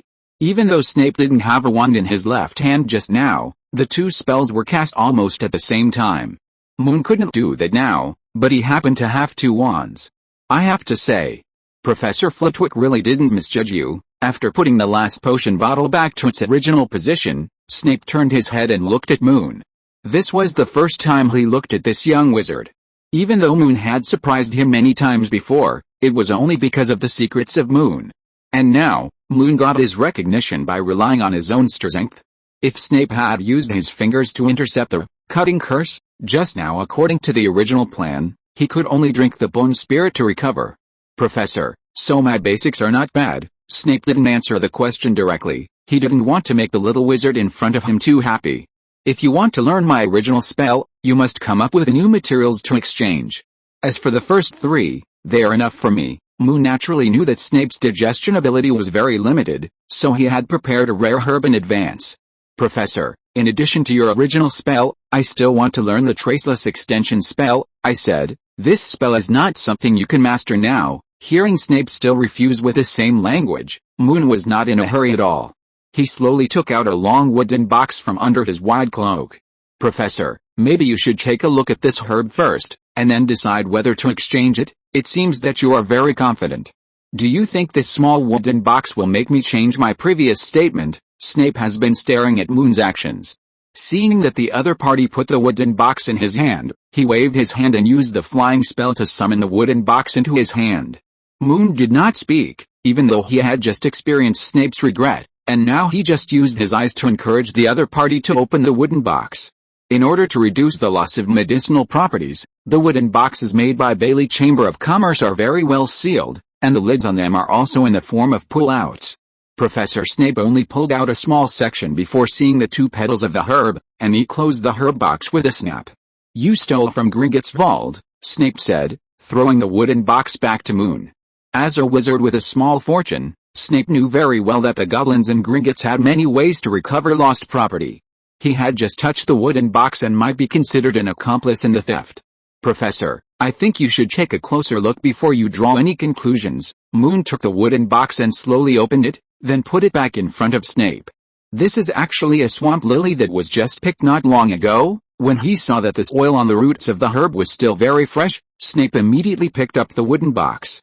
Isn't this the herb that Professor Slughorn kept in Gringotts? After carefully checking it, Snape looked at Moon with big eyes. Of course, it was picked less than a week ago. Hearing Moon's assurance, Snape snapped the wooden box shut and held it tightly in his hand. The second one, there really is one. Snape held the wooden box and paced back and forth behind the desk for several times.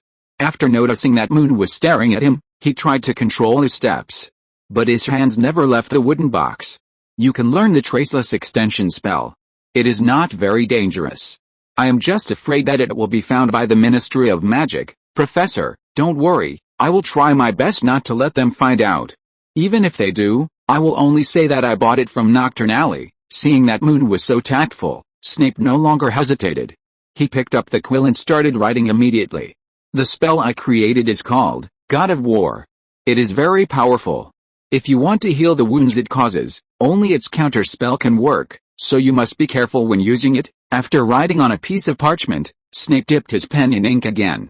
"As for the traceless extension spell, I allow you to go to the library and find this book to study.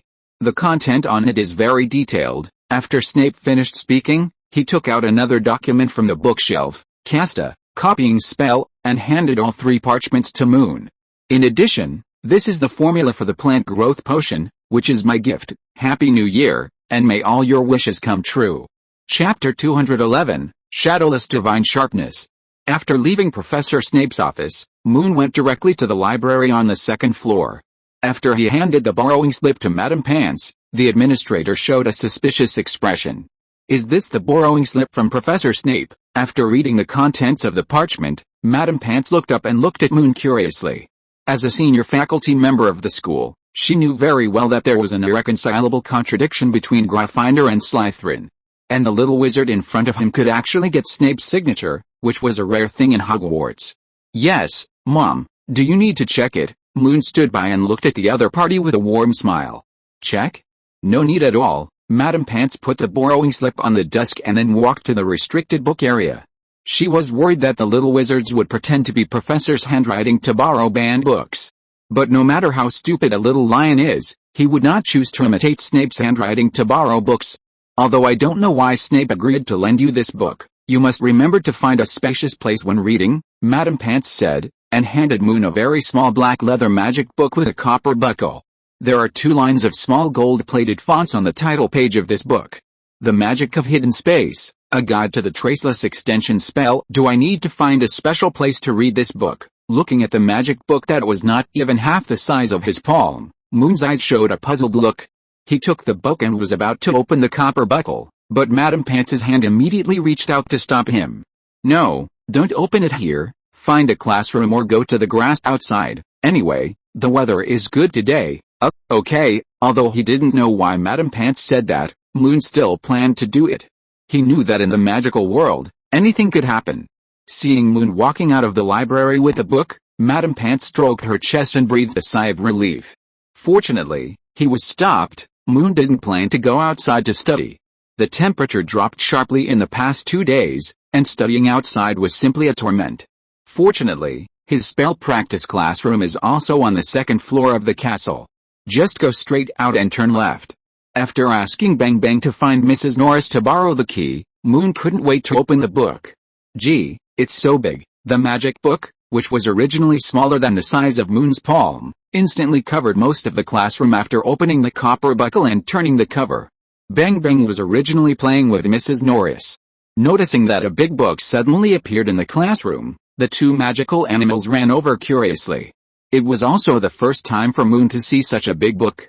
He tried hard to close the heavy cover, and the magic book instantly returned to the size of a palm. "It really deserves to be a magic book that records the invisible stretch spell," Moon said curiously, took off his shoes, and reopened the magic book in front of him. Because the area of the paper in the book is particularly large, in order to avoid dirtying the book, Moon can only stand on the book to study. Fortunately, the text recording the content of the spell is not very large, otherwise Moon would have to spend a lot of effort just reading and turning the book. The author of this book is named Eleanor, who is a master of space magic more than 100 years ago and a wizard who loves traveling very much. In addition to introducing the theoretical knowledge of the invisible extension spell, the book also introduces many methods of using the spell during travel. Among them is how to use the invisible extension spell to make a suitcase. This just happens to meet Moon's current needs. After memorizing the spell and a wand-waving gesture, Moon closed the big book first. According to the contents of the book, if you want to make a suitcase that can expand space, you must master this spell. So what Moon can do now is to practice the spell and get familiar with it as soon as possible.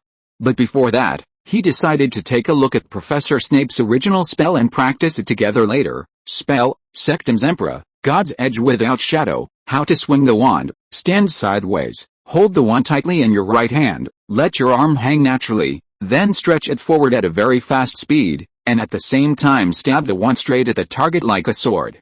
Note, pay attention to speed and strength, and the movements must be clean and neat. Counter spell, Vulnerous and Enter, healing as before. How to swing the wand: hold the wand, close to the injured part, with the wrist as the axis, gently touch the edge of the wound with the head of the wand, and then slowly and gently circle the wound from the outside to the inside, with a soothing movement.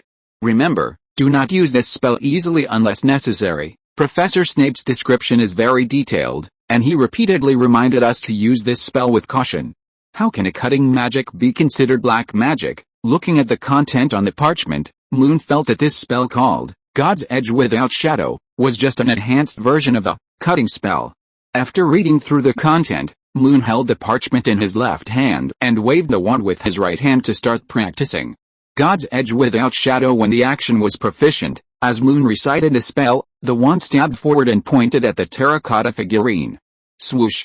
No spell effect was seen, only the sound of a sharp blade being unsheathed was heard. Then a deep crack appeared on the chest of the terracotta figurine. At the same time, the terracotta figurine, which should have been praying, turned angry this time. Its eyes were wide open, as if it was accusing Moon of using bad magic. It's really black magic, much more powerful than the cutting curse. This was the first time Moon used a spell to hurt a terracotta figurine. In the past, the spells cast on Snape would only make its face worse or even cry.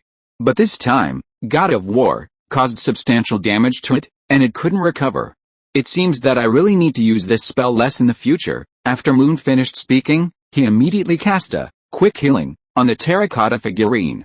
When the wound was healed, the expression of the terracotta figurine returned to normal, but a very obvious scar was left on its chest.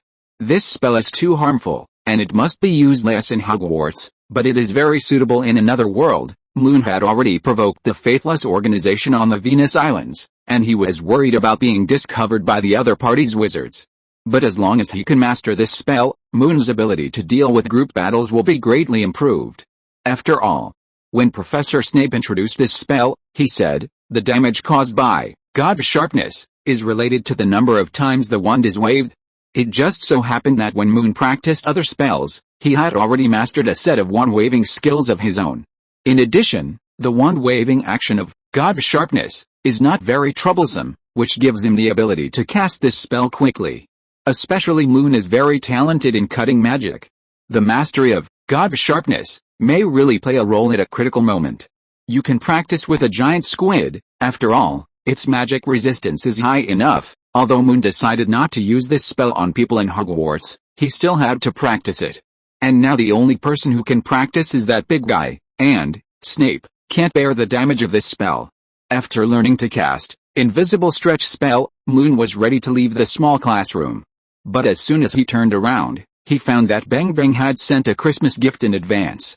Chapter 212 The First Order. Since knowing that friends need to be given gifts on Christmas, not only Moon, but also Bengbeng has been preparing gifts for their good friends. The gift for Mrs. Loris came from the mayor's castle. Miss Lynn of the Bailey family also has a lot of cats, and these cats like a kind of round ball snack made of plants. After Moon got a small can for Bengbeng, he distinguished the ingredients inside and found that this snack is similar to catnip, but the effect is milder. Gee, Merry Christmas, Bengbeng said to Mrs. Loris what Moon gave it. This little castle administrator should be the first time to receive a gift from a magical animal friend. Seeing Bengbeng take the wooden can out of his pocket, he stood there in a daze, and then his eyes narrowed into a line of happiness. Meow, what is this? Mrs. Loris walked over curiously, and Bengbeng had already taken out a small green ball from the can. Gee, eat, cats have a very keen sense of smell. When Bongbong lifted the little green ball into the air, Mrs. Norris instantly smelled a special fragrance emanating from it. It licked it lightly for a while, and then Mrs. Norris was completely transformed into a cat. It smells so good, give it to me, give it to me. Mrs. Norris' pupils instantly expanded, and she made a purring sound in her mouth, and her expression was also extremely excited. Seeing that Mrs. Norris wanted to eat more, Moon walked over, picked up Bongbong and put it on his shoulder. Don't eat too much at a time. After instructing Bongbong to put the catnip ball away first, Moon picked up Mrs. Norris who was rubbing against his feet and left the small classroom. He found Filch who was cleaning on the first floor of the castle, And after explaining the role of catnip to him, Moon turned around and left. On the way to the auditorium, Bengbeng kept talking excitedly. Loris is very happy. Yes, it likes your gift very much. Moon also kept responding to the other party. I'm very happy too. Really? Then it seems that Bengbeng is a kind little animal. Will kindness make you happy? After hearing Moon's answer, Bengbeng tilted his head and asked curiously. Of course, kindness is like putting gold coins in your pocket. Although it's only a little at a time, you will find that it's a lot of money after a long time. Moon has always been a practical guide for Bengbeng's education. Sometimes when he encounters a problem that is difficult to explain, he will find a way to explain it that Bengbeng can understand. Just as Moon finished speaking, a crisp cat cry came from behind him. Mrs. Loris found Bengbeng with a big bag. The two little guys whispered in the corner for a long time, and then Bengbeng put the big bag into his small pocket. After returning to Moon's shoulder, Bengbeng showed a happy smile. Moon is right, kindness makes you happy. On Monday night, Moon also received a reward from kindness. After Professor Sprout came to the club classroom, he gave Moon a piece of parchment tied with a rope. This is a purchase intention form from Molly's flower shop. They are very optimistic about your flame snail fertilizer, so they came to me and said they want to purchase a batch. After the new version of the fertilizer was successfully configured, Professor Sprout recommended it to his friends around him and the partners of Hogwarts. The owner of Molly's flower shop was one of them. After experimenting with the flame snail fertilizer, she found that the new fertilizer not only shortened the growth cycle of flowers, it can also extend the flowering period, while improving the color and fragrance of the flowers. Molly keenly discovered the business opportunities, so on the weekend, she wrote a letter to Sprout to express her purchase intention. Professor, the other party is purchasing from you. Isn't it inappropriate for you to give it to me directly? What's inappropriate about this? You already know the formula for making the fertilizer, and the main raw materials are also provided by you. I can't make a profit from my students. Hearing Sprout's explanation, Moon nodded happily. Thank you, Professor. I will ensure the quality of the order. Moon is now very interested in everything that can make money. Especially now that he wants to upgrade the equipment of the tribe's wizards as a whole, whether it is a wand or a flying broom, these need to be purchased in the early stage. Moon checked the numbers on the order, and the other party offered a price of 20 silver sickles per pound of fertilizer. Although the price is not very high, it is very cost-effective for Moon. The materials for making fertilizer are very cheap, especially creatures such as flame snails that reproduce very quickly. In another world, few people will use it. 2 federal copper coins can buy about 1 kilogram. As for other ingredients, the tribesmen on Xinjiang Island can also gather them all. The whole production process does not require Moon to do anything. He only needs to transfer the low-priced items from another world here. Especially since he is now learning the untraceable extension spell, such business is as simple as transferring from the left hand to the right hand for Moon. That's right, believe me, this is just the beginning. The new version of fertilizer will definitely help you get a lot of orders. After Sprout finished speaking, he patted Moon on the shoulder and turned to leave. She was actually very optimistic about Moon's talent in plant magic, but the little wizard in front of her seemed to be very interested in all kinds of magic. This made her worried, but she also wanted to help him as much as possible.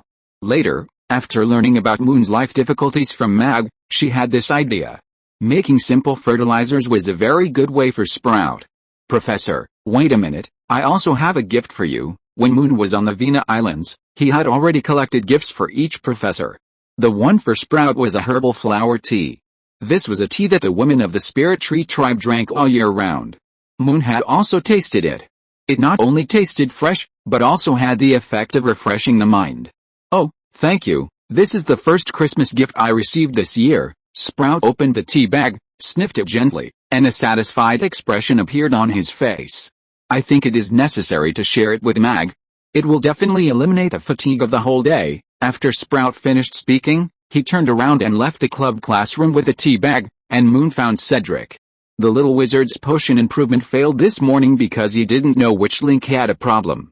He was checking it step by step. I don't have any clues. I'm a little suspicious now that the subject I chose is too difficult. Cedric took a quill and kept writing down his potion-making process in his notebook. But he didn't find any problems. Hold on a little longer. Improving potions is not easy, Moon couldn't empathize with him, but he had seen how Professor Snape improved potions. This senior potion master was very careful when doing this, for fear of making mistakes. And Cedric obviously still needs to practice and try. But Moon is very optimistic about the little wizard in front of him.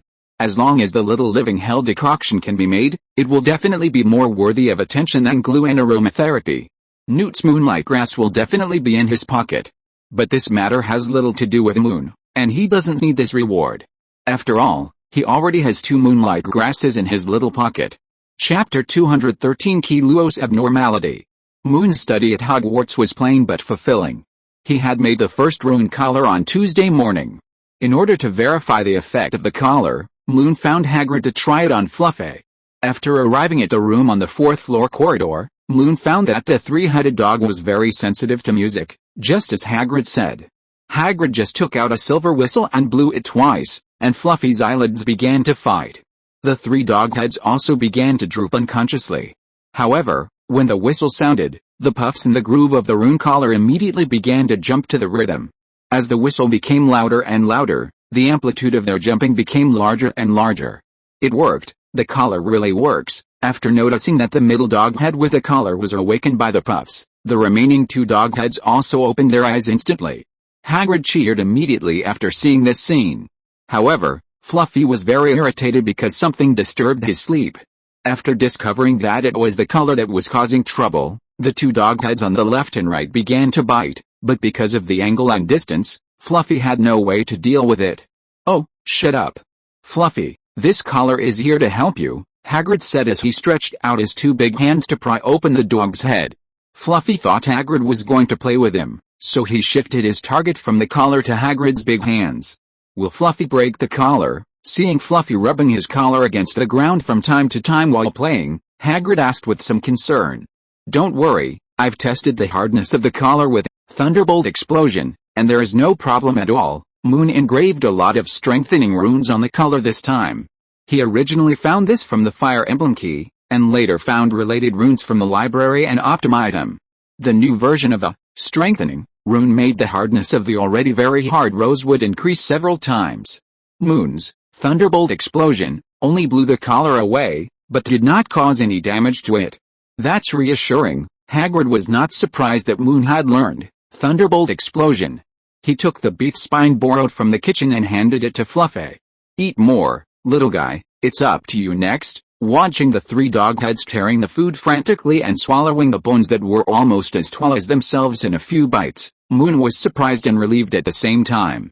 With the help of the rune collar, Fluffy's combat power will be further improved. Not only can it eliminate Hagrid's guilt for leaking secrets, but Moon also feels that he has completed Dumbledore's instructions. Helping Harry to protect the Philosopher's Stone is the limit of what Moon can do. After Fluffy enjoyed the feast, Moon said goodbye to Hagrid and returned to the castle, and he also promised to make the remaining 2 rune collars in 2 days as a Christmas gift for Hagrid. In addition to these predetermined gifts, Moon also prepared gifts for other professors. The one given to Professor Flitwick was an ancient musical instrument of the tribesmen of Xilin Island. It looks very much like a zio, and the sound is clear, beautiful and melodious. On the first night when Moon arrived at Xilin Island, the tribesmen played a very nice homecoming song with it. The gift to Professor McGonagall was a pot of fresh catnip, which the tribesmen called Bamo. It was much better than the can of green balls of snacks given to Mrs. Norris. The gift to the professors was naturally Bengbeng. When the little guy came back from completing the task, his 2 little paws were flexibly jumping, and his mouth was also stained with various food powders. "Gee, they're all very happy, really. It seems that Bengbeng is also very happy," Moon said while wiping Bengbeng's long mouth with his hand. "Gee, yes, I am happy too. Time always passes quickly in Hogwarts." In addition to completing the professor's homework every day, Moon also has to practice spells and learn alchemy. These things are already fixed, and for Moon, he just needs to do them step by step. But some things that were originally taken for granted always suddenly change. In the Defense Against the Dark Arts class on Wednesday morning, Professor Quirrell rarely read the content of the textbook sentence by sentence. As soon as the class started, the professor first looked around at all the young wizards present, then closed the textbook and walked to the podium. "Today we will change the way of teaching. Is there anything you want to know about Defense Against the Dark Arts, Ron and Harry?" who had prepared to cover their mouths and noses with robes to sleep in class, became alert after hearing Quirrell's words.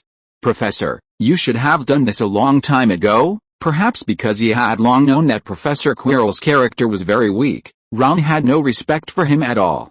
It shouldn't be too late now. Quirrell did not dislike the rude behavior of the young wizards. He encouraged everyone to ask questions again.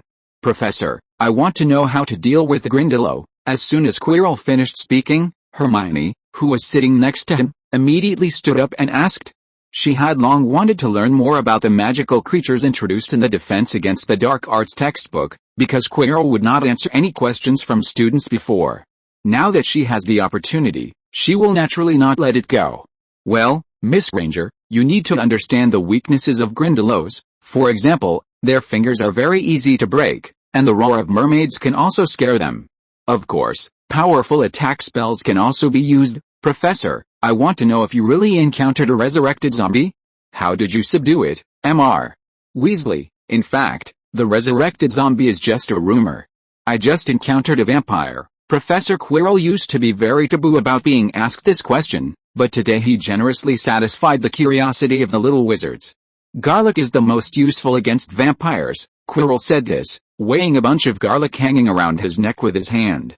"Of course, if you can go to Honeydukes candy store to buy a bloody lollipop, you may be able to avoid the attack." Really, hearing Quirrell's very surprising answer, the little wizards became more and more interested. "Professor, do you know any more powerful fire magic?" Of course, the questions of the little wizards gradually went beyond the scope of dark magic defense, but Quirrell could answer every one of them.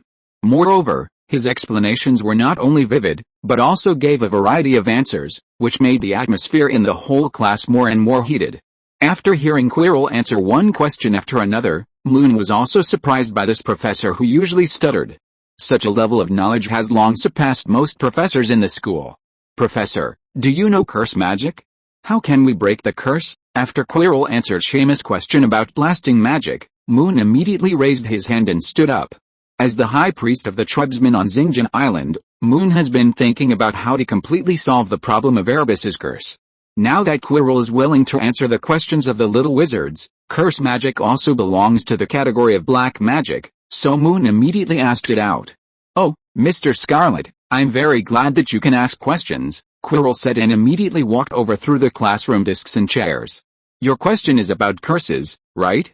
This is not ordinary magic." Quirrell thought for a while, then turned around and walked to the podium with his back to Moon. Chapter 214 Quirrell's Next Move. I don't know if it was Moon's illusion. When Quirrell turned his back to him, Moon clearly felt a chill, as if he was locked by a beast. After observing left and right and finding nothing unusual, he looked at the words Quirrell wrote on the blackboard again. Curses are different from ordinary black magic. They have more powerful dark energy and lasting and irreversible effects. I don't know if Moon's question was too complicated. Quirrell explained the curse question in more detail than answering other people's questions. According to Quirrell's explanation, curses and spells are very different, and there is no unified qualitative form. The spells and the wand-waving techniques are also created by black wizards, according to their own needs. It is precisely because of this that each curse has its own characteristics, and it is very difficult to crack when you don't understand the curse. "Professor, as you said, is there no way to deal with the curse?" After listening to Quirrell's explanation of the definition of the curse, Moon immediately found the doubts. Moon, who has had many battle experiences, knows very well that if the curse is really so powerful, then the wizards who were born for fighting in another world will definitely spare no effort to study this kind of magic. But the reality is that apart from the curse about Elpers, Moon has not heard of any other magic about curses. Of course there are.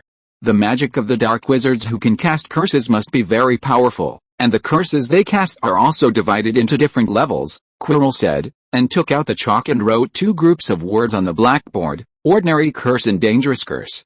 For ordinary curses, you can use the Patronus spell to defend before being cast. If you are really cursed by accident, you can use the high-level stop curse, or the anti-curse of the curse to break it. After Quirrell wrote these solutions on the blackboard, he took out the chalk and fiercely scratched dangerous curse. But there is no way to solve this so far. Quirrell's mouth corners unconsciously rose when he said this. However, he was facing away from all the young wizards, so no one noticed. "Professor, According to what you said, is the curse in your position a dangerous curse that cannot be broken? Ron also became interested after listening to Quirrell's explanation, and he stood up and asked. That's very well said, Mr. Weasley. As soon as Quirrell's words of encouragement fell, Hermione stood up immediately. Professor, isn't this something to be afraid of? Why aren't you sad or afraid at all? All the little wizards in the classroom stared at Quirrell curiously. Although they were all freshmen, they had heard about the tragic experiences of the previous professors of defense against the dark arts. Every professor had various accidents during their tenure or after leaving Hogwarts.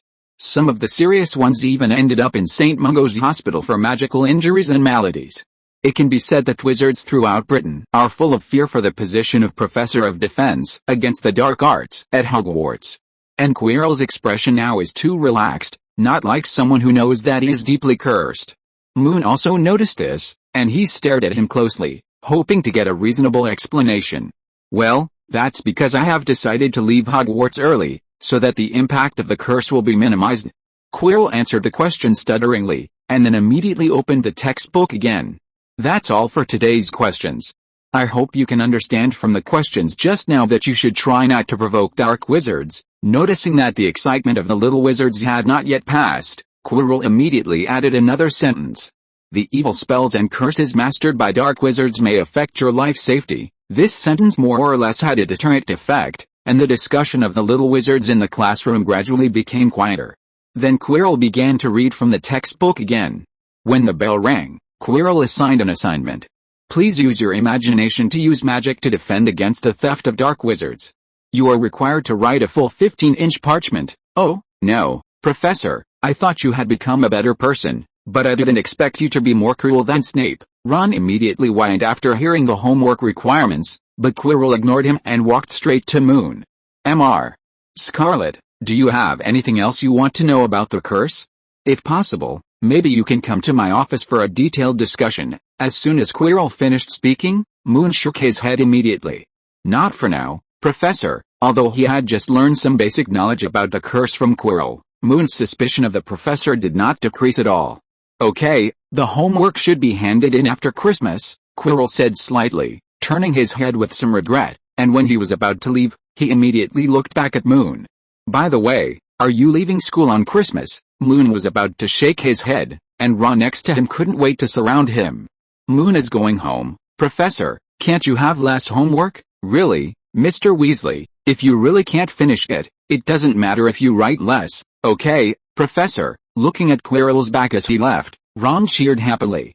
Actually, he's a pretty good guy, right? Ron said, looking back at his friends, hoping to get everyone's response. But the opposite happened.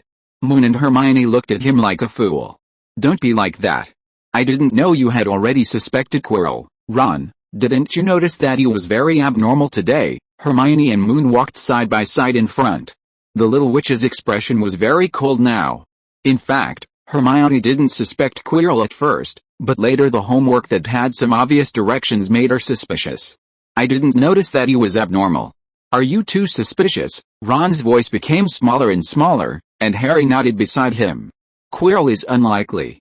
He is too timid. Harry still remembered the scene last week when Quirrell was teased by the twins. The twins used magic to create a snowball and chased each other all over the castle. But his performance today is completely different from before, Hermione added. Looking at the three good friends next to him, Moon hurriedly stopped them from arguing. Quirrell is more suspicious than the other professors, but these are just our guesses. We can observe for a while. Just when Moon and the others suspected Quirrell, the defense against the dark arts professor had returned to his office. Master, if you are sure that the little wizard knows how to pass the level, I can capture him now and use legilimency. Before Quirrell finished speaking, a stern voice sounded out of nowhere. Idiot. This is Hogwarts. Do you think Dumbledore will not be on guard? Or do you think you can beat Snape, who is watching you every day? Snape should be more suspicious of Quirrell than Moon and the others. But he has no evidence against Quirrell now, so he can only spend a lot of time watching him. Master, has he betrayed me? Master, spare me. Quirrell was about to talk about Snape's problem, and then his heart became extremely painful. He quickly covered his head with both hands, knelt on the ground and kept begging for mercy. Don't be so clever. I will take care of Severus's problem myself. Now you just need to keep an eye on that little wizard and see where he will go on Christmas Day. That will make it easier for us to take action. I have something to do these 2 days, so the update is late. It will be late tomorrow too. I will take a leave the day after tomorrow and drive back to work as a slave. Then I will be able to update steadily. I hope everyone will understand. After the 15th day of the first lunar month, I plan to resume the 10,000 word update. Chapter 215, New Pet. After leaving Quirrell, Moon found some magic books about curses in the library. The contents recorded in these books are exactly the same as what Quirrell said, and some parts are not as thorough as Quirrell's. The level of knowledge of this professor is really elusive, because curses belong to the category of black magic. Most of the related books are also in the forbidden book area. Moon can only see a small part of it. But it is only the small part that makes him realize that Quirrell's magical knowledge is far from being as scarce as he shows. Maybe you can notify Dumbledore. After putting all the borrowed books back to their original positions, Moon left the library directly. He didn't know whether Dumbledore was aware of Quirrell's suspicion, but as a gift, Moon felt it necessary to remind the headmaster. Coming out of the library, just as he walked to the corner of the corridor on the second floor, Moon noticed Snape hiding in the shadow of the stairs. For some reason, this professor always likes to stay in places where the light is not very bright. This makes his already sad face more gloomy. Following Snape's gaze, Moon found that Professor Quirrell in the distance was being teased by the Weasley twins again. This time, the twins did not create another big snowball, but found a magic tool similar to a trumpet, dividing the space inside into several small balls. Use, thunder explosion, to push the small snowball out violently. Then there were many snow marks on Quirrell's light gray robe. However, even though he was very embarrassed by the snowball, Quirrell still stroked his ugly big hat tightly. Even though he failed several times on the way to avoid the snowball, his left hand never left the hat. Professor, do you also doubt Quirrell? Hearing the voice of the little wizard, Snape looked over with an unchanging expression. After finding out that it was Moon, the potion professor put away his ugly expression and his brows relaxed a lot. You worry too much, Scarlett. You should study magic now instead of paying attention to these things. Okay, Professor, but didn't you tell Dumbledore about your suspicions? Moon, who had participated in 2 renovations of the Philosopher's Stone Guardian level, knew very well that the deans of the 4 major colleges were responsible for the layout and protection of a level. However, compared with other professors, Snape was obviously more concerned about this matter. It's useless. I think Dumbledore wants more than just catching the murderer. When Snape said this, a helpless expression appeared on his face. He had actually explained his suspicions to Dumbledore a long time ago. But this headmaster, who was considered very wise by everyone, refused to investigate Quirrell because there was not enough evidence. This puzzled Snape, but he secretly made up his mind to catch Quirrell's tail. Moon guessed from Snape's words that perhaps the headmaster of Slytherin did not support the headmaster's idea. But since Dumbledore did not accept Snape's opinion, Moon no longer planned to go to the headmaster's office to explain his suspicions. Seeing Snape staring at Quirrell, Moon stopped bothering him and left. He still had a lot of things to do, and Quirrell was not worth all his time. On Thursday afternoon, Moon made the remaining 2 rune collars. He was just about to go to the Forbidden Forest Lodge to give the collars to Hagrid. But before he left the castle, he ran into Hagrid dragging a huge fir tree and moving towards the hall with difficulty. Hagrid, the collar is ready, you can give it to Fluffy to try later. Moon said a few words first, then immediately took out the old willow wand and cast a floating spell on the fir tree. Oh, thank you very much. I have to say, your spell is really powerful. Hagrid originally used his 2 hands to hold a very thick rope tightly to transport the fir tree. With the help of Moon's spell, he found that he could easily drag the tree away with 1 hand. I just practiced more. Moon held the wand in 1 hand and handed the collar to Hagrid with the other hand. Here are the remaining collars. Merry Christmas. Thank you. By the way, I have something for you, too. Hagrid took the 2 collars and put them around his neck before walking towards the fir tree. This is a little cutie I found when I was cutting down this big tree. I waited for a long time but didn't find its parents, so I brought it back. Hagrid stretched out his big hand and dug around in the tree hole of the fir tree. Moon kept watching him until Hagrid took out a snow-white chick. Is this an owl? Moon looked at the bird in Hagrid's palm curiously. Its feathers were full and snow-white, and its 2 round eyes revealed a hint of sharpness and vigilance. To be precise, This is a snowy owl. I remember you don't have an owl, so I think it's very suitable to give it to you. Okay, thank you very much." After 2 consecutive days of gift giving, Moon found that having an owl would indeed be a lot more convenient. However, the little guy in his hand obviously did not have the ability to fly and deliver letters, so Moon just put it in his warm pocket after taking it. Casting spells, he followed Hagrid all the way to the Great Hall. Moon found that Professor McGonagall and Professor Flitwick were busy decorating various Christmas decorations. Professor Flitwick gently waved his wand, and many sparkling icicles appeared on the Christmas tree, as well as some ribbons fluttering in the wind, which was very beautiful. Professor McGonagall fiddled with the candle flames above the Great Hall with her wand. "Minerva, are you happy recently?" As a colleague and friend for many years, Flitwick rarely saw McGonagall, who was very happy to decorate the Great Hall. In the past, she always did this with a cold face, and during this period, she would constantly complain that Dumbledore assigned her too much work. However, this year, Professor McGonagall was very abnormal. Not only did she take on the work of decorating the Great Hall very readily, but she was also humming a cheerful tune throughout the whole process. "Yes, you don't know, ever since Scarlett gave me a magical potted plant, I feel that I have endless energy," McGonagall said, waving her wand gently, and hundreds of candles floated to the side. "Oh, that's a great technique. Thank you for the compliment, Phileas." McGonagall was indeed very excited these 2 days. In addition to feeling unusually energetic, she found that her spell-casting skills had also become much more powerful. This made her sigh more than once that she had become much younger. After arranging all the candles, McGonagall began to help arrange the newly arrived Christmas tree. "By the way, I found that the reporter from the Daily Prophet came to Hogwarts. Is there anything new?" Seeing McGonagall taking over her original job, Professor Flitwick stepped aside and asked curiously. "Yes, Snape successfully improved a potion. It is said that Fudge attaches great importance to it, so he asked the Daily Prophet to come for an exclusive interview. Is that so? It seems that Severus will be busy for Christmas." Professor Flitwick is very familiar with the current British magic world. Usually, there are rarely explosive news. Now that Fudge has arranged for the Daily Prophet to do an exclusive interview, Snape will definitely be booked by other newspapers or radio stations in the future. Especially since Snape has a close relationship with the Malfoy family, these pure-blood families will definitely encourage him. That's right. If I hadn't seen a reporter wanting to interview him, I would have asked him to come work with me. Just after McGonagall had finished decorating a Christmas tree, she saw Hagrid and Moon walk in. "Come on, put it here. I'll finish decorating it in no time." Chapter 216 Dumbledore's Gift. The Christmas party at Hogwarts was scheduled for Friday. The hall was decorated beautifully by magic on this day. The ceiling turned into a deep night sky, shining with bright stars and flying snowflakes, which complemented the huge Christmas tree on the ground.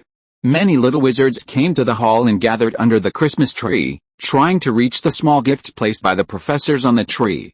Among them, Professor McGonagall contributed the most small gifts, most of which were small manuals on magic transformation.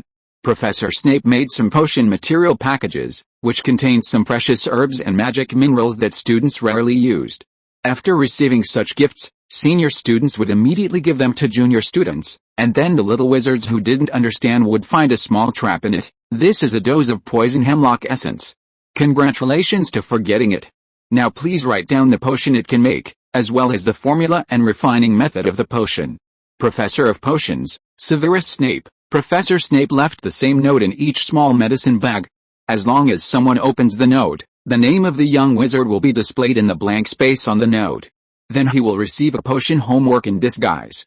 Oh, I knew that Snape's gift was the worst. Ron was given 2 small medicine bags for free by his twin brother, and then he got a mistletoe berry and a ginger root.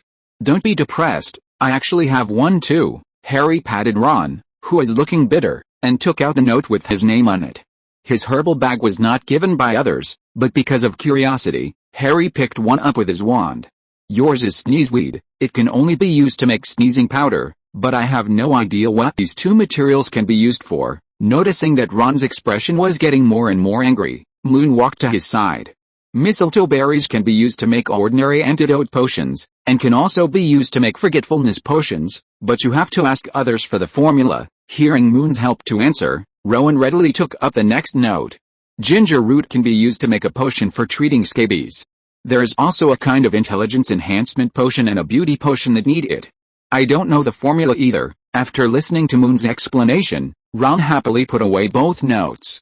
Don't worry, since you don't know the formula, I don't think Snape will have any mandatory requirements.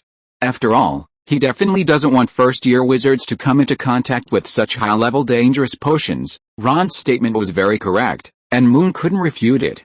Hermione, who chose the mini harp left by Professor Flitwick, looked at Moon curiously. How did you know all this? I borrowed some potion class materials from Cedric, and he also warned me not to take Snape's small medicine bag. The gift Moon received was also a manual. However, this was not what he chose, but a small gift box fell on his head as soon as he stood under the Christmas tree. He roughly browsed the contents and found that it was a practical book on defense against the dark arts, and someone had made a lot of annotations and experiences in the book. When the little wizards had picked all the gifts hanging on the Christmas tree, the dinner party officially began. The table was instantly filled with rich food, in addition to the traditional roast turkey and pudding. There were also sausages that danced on the plate, and candies that burst into fireworks in the mouth with a bite. Ghosts also came to the hall to join in the fun. The mischievous Peeves flew around the party and played some small pranks from time to time.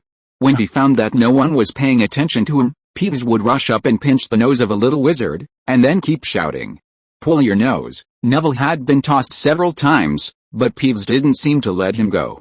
When he was about to rush down and pinch Neville's nose again, Moon shouted beside him, "Look, the Bloody Baron is here." Moon learned from Percy that the Bloody Baron could subdue Peeves. Looking at the Peeves fleeing in a hurry, Moon realized that the power of the Bloody Baron was so great. "Thank you." After noticing Peeves leaving, Neville blushed and thanked Moon. "You're welcome. I think you'll be able to subdue him sooner or later." After interacting with Neville for a semester, Moon found that this little wizard was not as timid and shy as he appeared. Although Neville often made mistakes in his studies and life, his perseverance and persistence were stronger than those of ordinary little wizards. Although he was often ridiculed and punished by Professor Snape in the potion class, Neville did not give up. He always firmly followed the course content. In contrast, Ron and Harry often received special care from Snape, but these two little wizards did not take the potion class so seriously. All homework had to refer to Moon or Hermione's. "I will. Do you want some pudding?" "Moon, you like sweets, right?" Before Moon could refuse, Neville had already brought a whole plate of strawberry pudding. "Thank you." Moon shoveled a large spoonful into his plate and thanked him. "You're welcome." Moon could hear that Neville's tone was firm. The two didn't talk for long, because Nick, who was almost headless, was dancing jazz on the dining table with his head lifted. He invited the little lions of Gryffindor to dance with him, and his funny appearance always made everyone laugh. The professors sitting on the stage were also very happy. Professor Flitwick led the school's band to present a cheerful song to everyone. During the interval between songs, Professor Flitwick also played a newly composed piece of music solo. The instrument used was the one Moon gave him. Dumbledore's outfit today was very strange. He wore a rare red wizard robe and a red wizard hat at an angle. The whole outfit was very much like the legendary Santa Claus. Of course, the most peculiar thing was his huge reindeer cotton slippers. This was an item that Moon wrote a letter to Uncle Gaia, who worked at the zoo, to buy. For this, he also exchanged 20 pounds of Muggle coins with Hermione. Dumbledore must have liked this gift more. He raised his glass several times in the direction of Moon tonight. Professor Snape still looked like he didn't want to be approached by strangers. He didn't smile once during the whole banquet. The cheerful dinner lasted until late at night. When the midnight bell rang, Dumbledore announced the end of the dinner, and all the prefects stood up to watch the little wizards leave. "Go to bed quickly, we will definitely receive a lot of gifts tomorrow." After Ron returned to the dormitory, he couldn't wait to get into bed. Although he could vaguely guess what gifts he would receive, he was still very excited at this time of year. After all, no one would not like to receive gifts. Yes, good night. Seamus and Neville were in the same mood. Harry tossed and turned in bed. He didn't want to sleep at all, because he couldn't think of anyone giving him a gift. Compared with others who were looking forward to receiving gifts, Harry just wanted to have a big meal tomorrow and then have a happy game. Moon didn't fall asleep either. He was thinking about how to arrange the accommodation for the new pet. Take a day off tomorrow. If you're listening to this novel on a channel other than Fanfic World, it means they downloaded and uploaded it without effort. We cordially invite you to visit our channel, Mundo Fanfic Novelis. There you'll find the original version of this story, and you can explore many other novels of various genres. We're waiting for you to immerse yourself in a world of incredible novels. Chapter 217 The Troubles of Little Snow Owl. The little fellow given by Hagrid was very alert when he first saw Moon. I don't know if it was because its parents wanted to give Christmas gifts to the teachers and students of Hogwarts, so they left this little fellow in the Forbidden Forest. That night, Boom had just returned from giving gifts to Fox and Dumbledore when he found the owl in Moon's hand. "Gee, who is it?" Boom stretched out his little claws, with a questioning tone. "Well, it's a snowy owl sent by Hagrid. Its parents are too busy to take care of it, and it's too cold outside." After noticing Boom's expression, Moon hurriedly explained. "Gee, it was abandoned." "Yes, you can say that." "Chirp, so pitiful. I will take care of it." After hearing the tragic experience of the little owl, Boom immediately climbed up Moon's robe to his hand, and then stretched out his little claws. "Chirp, my name is Boom, nice to meet you." Faced with a sudden enthusiastic attack, the little snowy owl was stunned in place in surprise. In fact, when the little snowy owl heard that the two-legged beast in front of it could communicate with animals, its heart was already shocked. Although it had not seen its parents for 3 consecutive sunrises, it still remembered the warnings given by its parents when they left. Two-legged beasts are destroyers of owl homes, but they are also rulers. If you want freedom, you must stay away from them. Owl language, but Moon's behavior just now was not like a two-legged beast with ruling authority. Instead, the little snowy owl felt that Moon was more like a fellow. "I'm not abandoned. My home is on a tall and beautiful tree. My parents just asked me to wait for them to come back. In addition, it is very rude for you to talk about my life experience in front of me, but I forgive you for the food you just gave me." After the little snowy owl finished speaking, it stretched out its wings and pulled together with Bengbeng.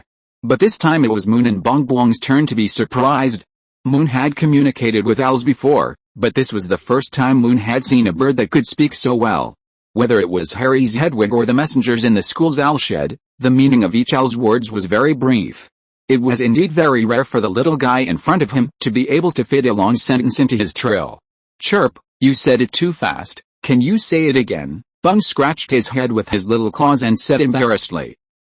It's okay. My parents often ask me to repeat it several times. I'm not abandoned, my home is in." When the little owl explained it for the second time, he lengthened the trill a lot. Bung didn't hear it all this time, but he was very smart to grasp the key points of the little snowy owl's words. Not abandoned, home is in the tree, impolite, forgive. When Bung repeated these words one by one and asked Moon to explain, the little snowy owl wanted to explain it for the third time. But Moon and Bung stopped it in time. Although they just talked for 2 sentences, Moon could roughly guess the reason why the little owl's parents left. Its home is indeed on the tree, but it has been cut down by Hagrid and dragged into the school auditorium. Now it has been decorated as a Christmas tree by the professors. As for its parents, they should be arranged to deliver Christmas gifts. If the journey is very far up, it may take a long time. Noticing that the little snowy owl was also listening to his explanation carefully, Moon quickly changed his words. Yes, that's what Mom and Dad said before they left. Let me stay in the cave. If you are hungry, go find the big 2-legged beast living at the edge of the forest. He said he would give me food." As soon as the little snowy owl finished speaking, Moon and Bung looked at each other. They had already known the truth about the little snowy owl being abandoned from each other's eyes. "Chirp, don't worry, this is your home from now on." After confirming this, Bung immediately reached out and patted the little snowy owl's head. Before the little snowy owl could react, Bong pulled the other into his warm and comfortable wooden house tree nest. When Moon started school, the tree nest was the little home he gave to Bong. After this period of accumulation, the furniture in the tree nest has doubled. Dining table, chairs, nightcap cabinet, various tableware, sparkling collections. These things are neatly placed in various places in the tree nest.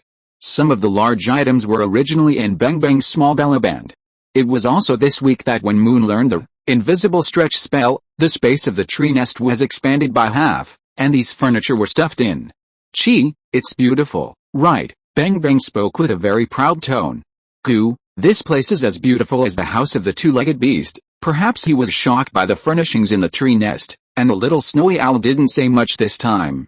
"Shiji, of course, you sleep here at night, and I sleep here." Hearing that the little snowy owl's praise was very sincere, Bengbeng generously gave up the very warm, cat hair bed. This was a Christmas gift from Mrs. Loris. Kudu, no, thank you very much for letting me visit such a nice nest, but this is not my home. I have to wait for my parents to come back. They will definitely be very anxious if they can't see me, the little snowy owl said and still got out of the tree nest resolutely. Noticing a branch on the tree nest, it immediately waved its wings and stood on it. Kudu, this is great, with a wide view, it's also warm, and there are no natural enemies. The most important thing is that my parents will definitely be able to see me when they come back. After the little snowy owl finished speaking, his eyes were fixed on the owls flying outside the window from time to time. No matter how Moon and Bengbeng persuaded him, the little guy was very determined not to come down. When the time came to the day of the Christmas dinner, the little snowy owl still stood firmly on the branch and waited. Only when Bengbeng brought it some food and water, the little snowy owl would open his voice and chat non-stop. But afterwards, it still insisted on standing on the branch and refused to come down. Chirp, its home is gone. There are many medicine bags there. The home that Bengbeng mentioned is the tree hole where the little snowy owl used to live. Since the fir tree was dragged into the hall, the tree hole has also been used by professors. In addition to Professor Flitwick putting a mini musical instrument, Professor Snape put at least 3 medicine bags in it. Bengbeng went in to take a look tonight. Moon was also very helpless. He was not worried that the little snowy owl would not rest well. But this owl would howl at night to miss its parents. And Moon did not have the heart to use throat lock. But the rest of the little wizards was completely disturbed by the little snowy owl. Especially its cry was not very pleasant, and there were 2 very timid wizards in the dormitory. Last night, Moon heard Ron shouting in his sleep, "Don't catch me, don't catch me." Squeak, if you can promise not to cry at night, I will promise you that I will accompany you to find your parents when you come back on Christmas. Moon had no choice but to use his trump card. Goo, really? Mom said that bipeds are the rulers and they can decide the fate of forest animals. If you are really willing to help me find my parents, I can also help you deliver things in the future. Chapter 218 Harry's Gift. Squeaky, the name given by the little snowy owl's parents. Moon thought the name was very appropriate, so he didn't plan to give it another one. After Moon and Bounce agreed to help the snowy owl find its parents, the little guy finally agreed to come down from the branch. Looking at the small house that had been expanded in Bounce's tree nest, Squeaky has since settled down in Moon's place. On Saturday morning, the little wizards got up early with excitement. Even though Ron and Harry didn't leave school this morning, they got up early to check the gifts. There were many packages at the foot of each little wizard's bed, even Harry. Merry Christmas! After noticing the gift packages at the foot of the bed, Harry was surprised and began to greet everyone. Happy Christmas to you too, everyone. Seamus and Neville were packing all the packages. They and Moon were going to catch the Hogwarts Express at 9 o'clock. Noticing that 3 people were packing their luggage, Harry couldn't wait to pull everyone over to open the gifts. Come and see, I never thought I would receive a Christmas present. If you don't receive presents, then what will you receive? Cabbage, Ron said and turned to look at his pile of packages. The number of his small pile was much larger than Harry's, but less than Moon's. After discovering this special situation, Ron approached Moon curiously. Don't you only have one uncle?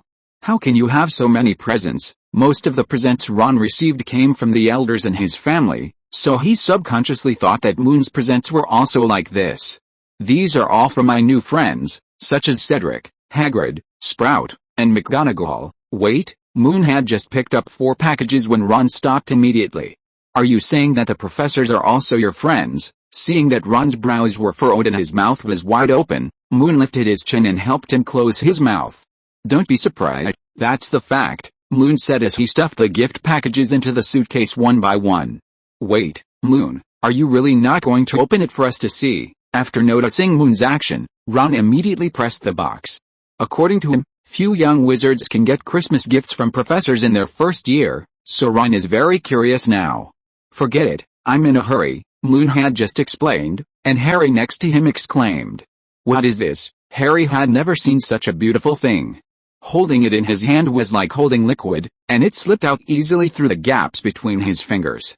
But this thing fell on the ground as if it was completely invisible, and only some star-like lights could distinguish that it was indeed on the ground. I've heard of it, this thing is very valuable. Ron had just finished speaking, and Moon also put down the suitcase and looked over curiously. If my guess is right, This should be an invisibility cloak. Ron threw away the BB every flavor beans that Hermione gave him, and looked at the treasure that Harry picked up again with envy. Maybe you can try it on. Moon walked closer and found that the invisibility cloak Harry received was very similar to his own, but it was definitely not the same one, because he had just seen the one he received in his suitcase. In addition to this, Moon also noticed that Harry's invisibility cloak was larger, with more light on it, and the overall material was much better than his. Harry was also aroused by Moon's words. He took the invisibility cloak and walked to the mirror to try it out. It really works. Seamus and Neville packed up their things early and went to the school gate to wait, so there were only 3 people in the dormitory. After Ron and Harry played for a long time, the 2 little wizards remembered that they had not checked who sent the gift. They opened the card placed with the invisibility cloak and read it. Your father left this thing to me before he died. It should be returned to you now. Use it well. I sincerely wish you a Merry Christmas. There was no signature on the note either, but Moon had already seen the handwriting. Dumbledore again, Moon complained in his heart, and then looked at Harry, who was still in a daze. Although he had not met Dumbledore very often, Moon knew very well that this wizard, who was praised as the greatest wizard, would not give gifts casually. Giving him an invisibility cloak was a request to help Harry. And now it was a higher quality invisibility cloak. It was conceivable that Dumbledore wanted Harry to do something big. I really hope to get an invisibility cloak. I don't want anything for it. Ron's eyes never left the invisibility cloak. In his opinion, whether it was his own pile of gifts or the professor's gifts Moon received, they were not as valuable as the invisibility cloak. Just when Ron wanted to try the invisibility effect again, the dormitory door was pushed open. George and Fred rushed in a hurry. Merry Christmas, what did you get? Before the twins finished speaking, Harry had quickly put away the invisibility cloak. He didn't want more people to know about the existence of this thing yet.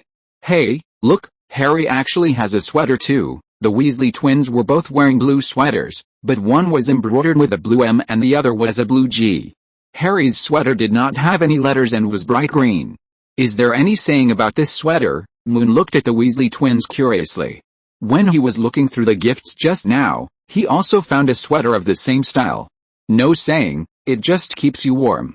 Oh, you have one too, it's sky blue. I told my mother a long time ago that a sweater of this color would definitely look good, but she didn't listen. The twins' statement quickly aroused Ron's sympathy. Although he introduced Moon to his family, he never thought that the sweaters of his 2 good friends would be better looking than his. This is so unfair. I don't want the dark red one, Ron just complained, and Moon stopped him immediately. Don't say that, Ron. Thank Mrs. Weasley for me, and I also wish her a Merry Christmas, Moon said and handed Ron a small bag. This was his return gift to Mrs. Weasley. Wait, what is this? Before Moon turned around and went back to pack his luggage, Ron grabbed him. It looks like some kind of glowing stone. Don't talk nonsense, Fred. Rubies, diamonds, gold, and emeralds are all stones, but none of them are as beautiful as this. The twins were also attracted by what Ron was holding. They stared at it intently, as if they were deeply immersed in it. The stone in Ron's hand was very beautiful. Its overall color was close to the deep blue of the night sky, but it was covered with stars. If we only talk about appearance, this stone is much more beautiful than the invisibility cloak. This is star sand, a specialty of my hometown, and it's not very precious. Moon didn't want his friends to return the gift to him because it was expensive. And to be honest, star sand was not that precious to Moon. There was a fist-sized piece of star sands in the bouncing tree nest. As for this stone as big as his little finger, it was not particularly useful to him. Why are you still here? We are already gathering at the school gate. Ron wanted to refuse, but Percy pushed the door and walked in. He was also wearing the same sweater, but it had a P embroidered on it, which represented the prefect. Noticing that Moon hadn't left yet, Percy immediately urged him on. Chapter 219 Yuki's Revenge. Because of Percy's urging, Moon left the dormitory quickly with his suitcase. Ron chased after him at first, wanting to return the gem to Moon. But as soon as he walked out of the common room and came to the spiral staircase, he was stopped. Because Moon was usually there, several good friends in the same dormitory would not deliberately remember the changing rules of the spiral staircase. They usually just needed to follow Moon's footsteps to reach the designated location as quickly as possible. But now, Ron could only helplessly watch Moon's back go away, while he was on the spiral staircase, unable to go up or down. Why are you here now? If you miss this car, you can only walk to the station." Seeing Moon walking out of the school gate with a suitcase in his left hand and a bouncing tree nest in his right hand, Hermione immediately came up. She helped take the tree nest, and then pulled Moon to run quickly to the last carriage. "Hurry up, Moon, we're waiting for you." Neville and Seamus were sitting in the carriage. They reached out and pulled Hermione and Moon onto the carriage that had already started moving. "Sorry, I was delayed for a while because of other things." After Moon put his suitcase away, he sat on the right side of the carriage, and Hermione sat next to him. "It doesn't matter, we finally caught up." Neville smiled shyly. Being able to help others, especially Moon, made the self-deprecating little wizard very happy. Seamus next to him didn't care about these things. He just waved his hand casually and pointed to the front of the carriage. "It's amazing. This carriage can actually run by itself." In fact, when the carriage carrying the senior students left just now, the three little wizards were wondering if this was some kind of magic. Now after sitting in the car, it feels very similar to a real carriage, but there is no horse pulling the carriage in front. There is a horse, but you can't see it. Moon had already discovered the Thestral pulling the carriage before getting on the car. The horse looked exactly the same as he saw in the magic mirror. There was no meat on its body, and the black fur was tightly attached to the skeleton, and every bone was clearly visible. There was a pair of big, black, tough wings growing out of the bulge between the shoulder bones. It looked like it belonged to a giant bat. "Is it that? The one you saw in the book?" As soon as Moon finished speaking, Hermione's eyes widened instantly, and the corners of her mouth slightly raised. "Yes, the Thestrals." Hermione became very excited when she heard Moon's final answer. She quickly walked to the front of the carriage, wanting to reach out and touch what the Thestrals looked like. "Wait! It's looking at us." When Hermione was about to touch the Thestral's body, the magical animal turned back and revealed its pure white eyes. Because there were no pupils in the eyes of the Thestrals, Moon could not read any deep meaning from these eyes. However, the Thestral's subsequent scream was heard by all four young wizards. Did it reject me? Hermione just wanted to feel what the magical animals recorded in the books looked like, but she never thought of provoking them. She had already withdrawn her hand and looked at Moon blankly. Maybe not. The other three young wizards didn't know what happened, but Moon was sure that the Thestral seemed to be interested in him. Just when Hermione reached out to touch the Thestrals, Moon also fiddled with the tail of this magical animal that was swinging back and forth. However, after just a touch, the Thestrals immediately stopped pulling the cart. Whisper, whine, whine, such a familiar feeling, I can give you one. Before Moon knew how to explain to his three good friends, the Thestrals had already taken a tuft of black tail hair with their teeth and stuffed it into his hand. Wait, this, Moon was about to refuse, but the Thestrals had turned around and pulled the car forward quickly. It had fallen far behind the team in front. The car started suddenly, and Moon fell backwards without standing firmly. Seamus quickly helped him up. Did it give you something? When Moon sat back, Hermione lowered her head to look at Moon's hand that was not completely held. The Thestrals are very magical. According to the explanation in the book, people who have not experienced death will not see them at all. Even the tail hair that has left its body has the same characteristics. Yes, it gave me a small tuft of its tail hair, Moon said, spreading his palm in front of his three friends. Tail hair. Pulled off? How painful it must be, Seamus said and took a breath. Is this the point? Seamus, think about it, this is the tail hair of the Thestrals. No matter what it can do, it must be very precious. Hermione and Seamus also have a very good relationship.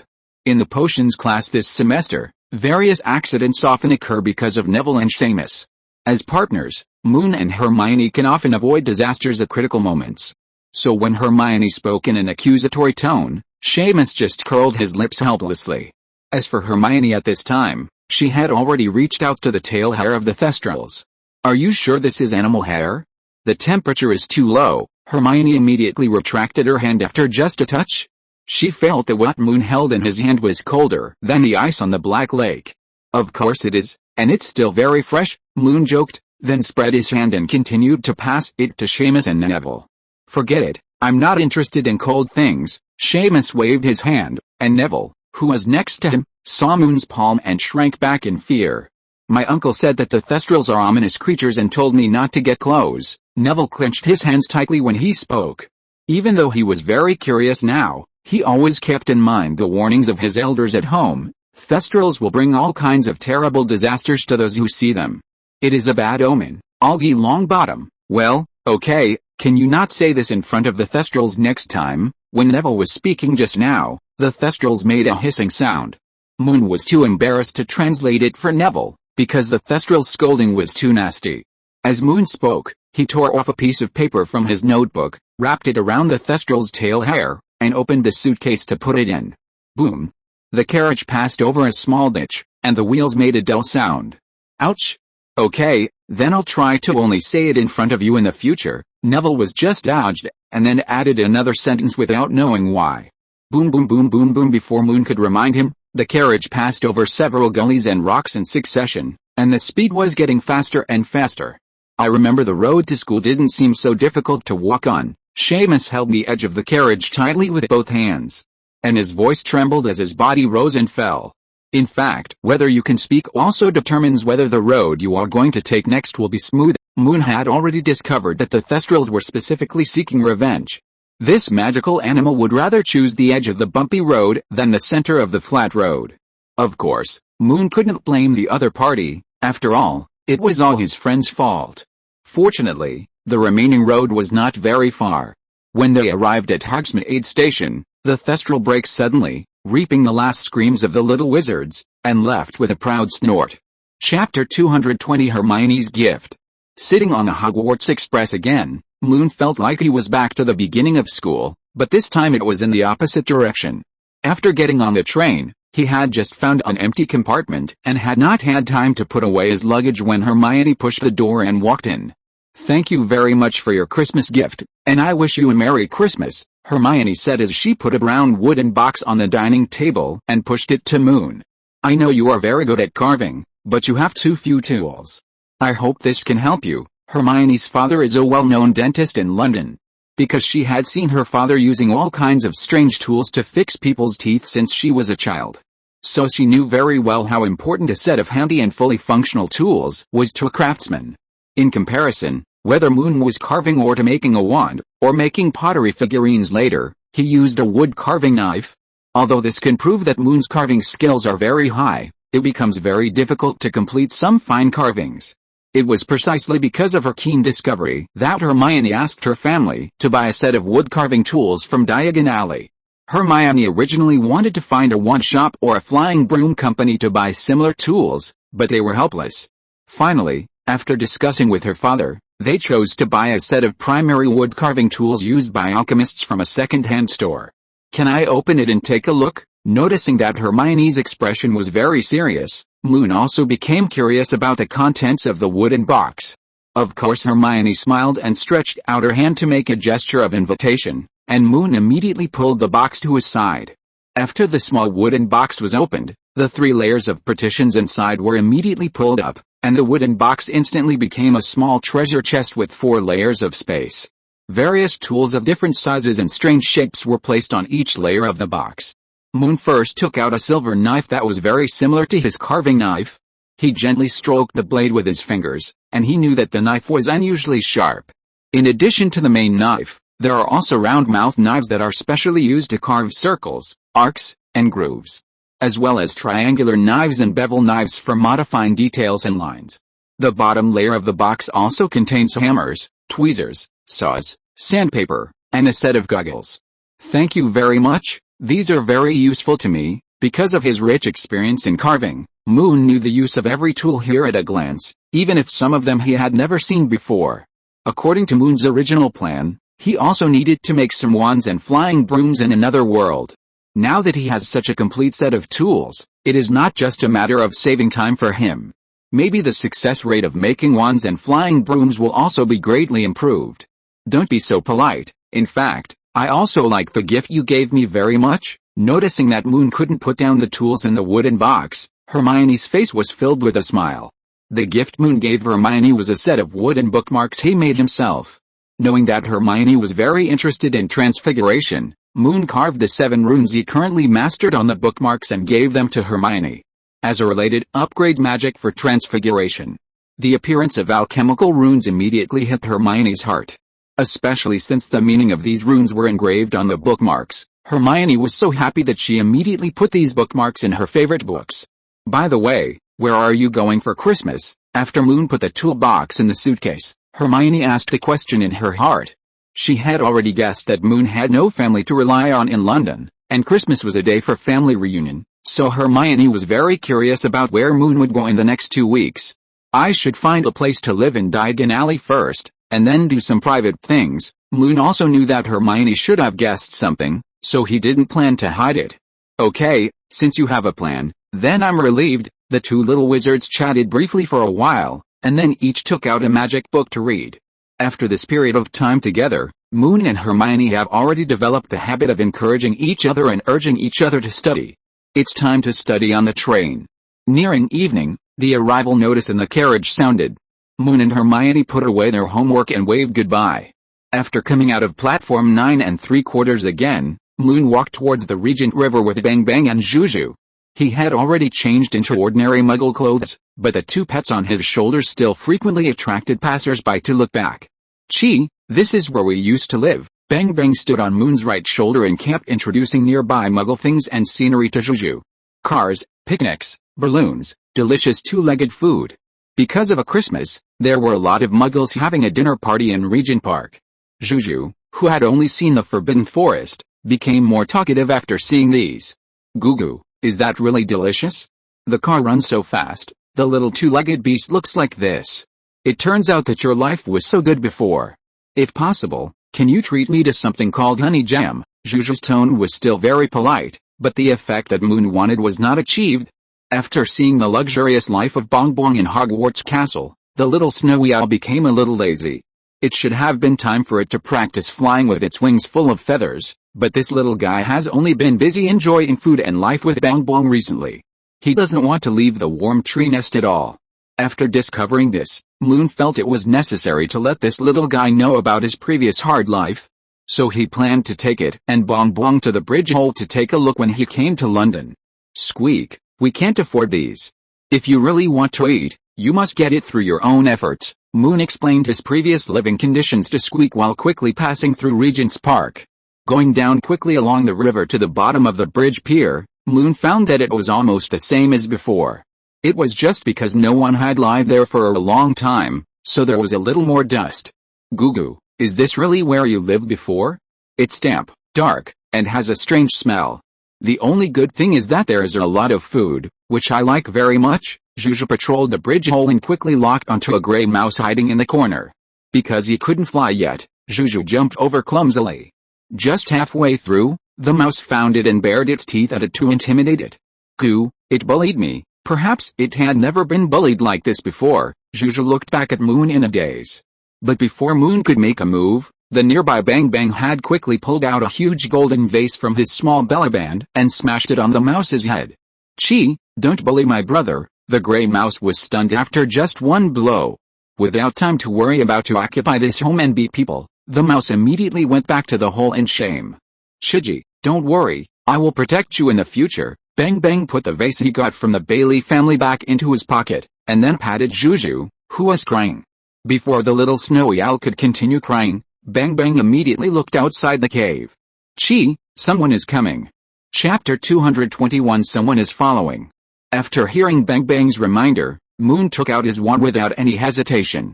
Even though he knew that underage students were not allowed to use magic after leaving school, if something dangerous really happened, Moon would naturally not stick to the rules. Seeing Moon holding his wand and carefully walking towards the bridge hole, Bengbeng immediately walked to the other side of the bridge hole. After the last battle with Montoya, Bengbeng and Moon had become very skilled in cooperation. The two looked at each other's holes outside their bodies, and nodded after finding no traces before walking out. Chi, where are people? Bengbeng was very confident in his hearing, and he did hear someone's footsteps just now. There are indeed people. After Moon got out of the hole, he found no trace of people, so he looked around. Then he found 3 footprints in the corner of the bridge pier. The bridge hole is very hidden, and no one has come here for a long time, resulting in a thick layer of dust, so the footprints are very obvious. However, the 3rd footprint only stepped on half a step, and then disappeared directly. Could it be a wizard? Moon squatted down beside the footprints and observed them carefully. The person who left the footprints was an adult, and he must be a wizard. Because it is impossible for a muggle to appear and disappear in such a short time. Only the magic mastered by wizards can do this.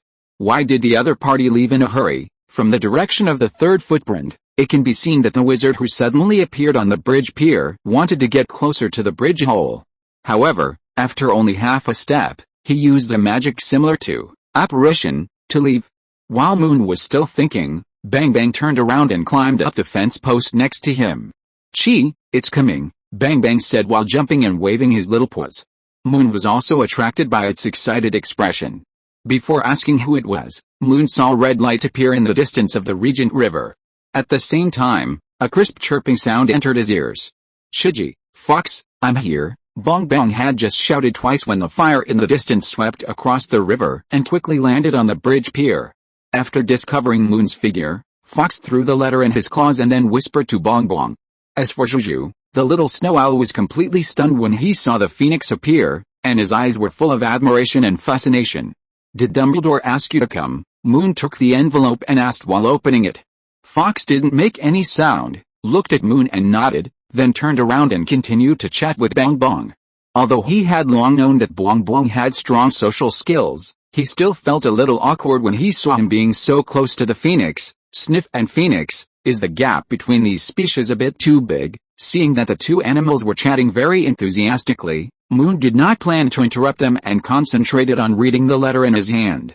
There was a card and a piece of letter paper in the envelope, and there were only a few short sentences on the letter paper. "I can't leave school during the holidays. But there is a very important invitation to a banquet. I hope you can go and have a look. Maybe you can find what you want. Your friend, Albus Dumbledore." "Banquet?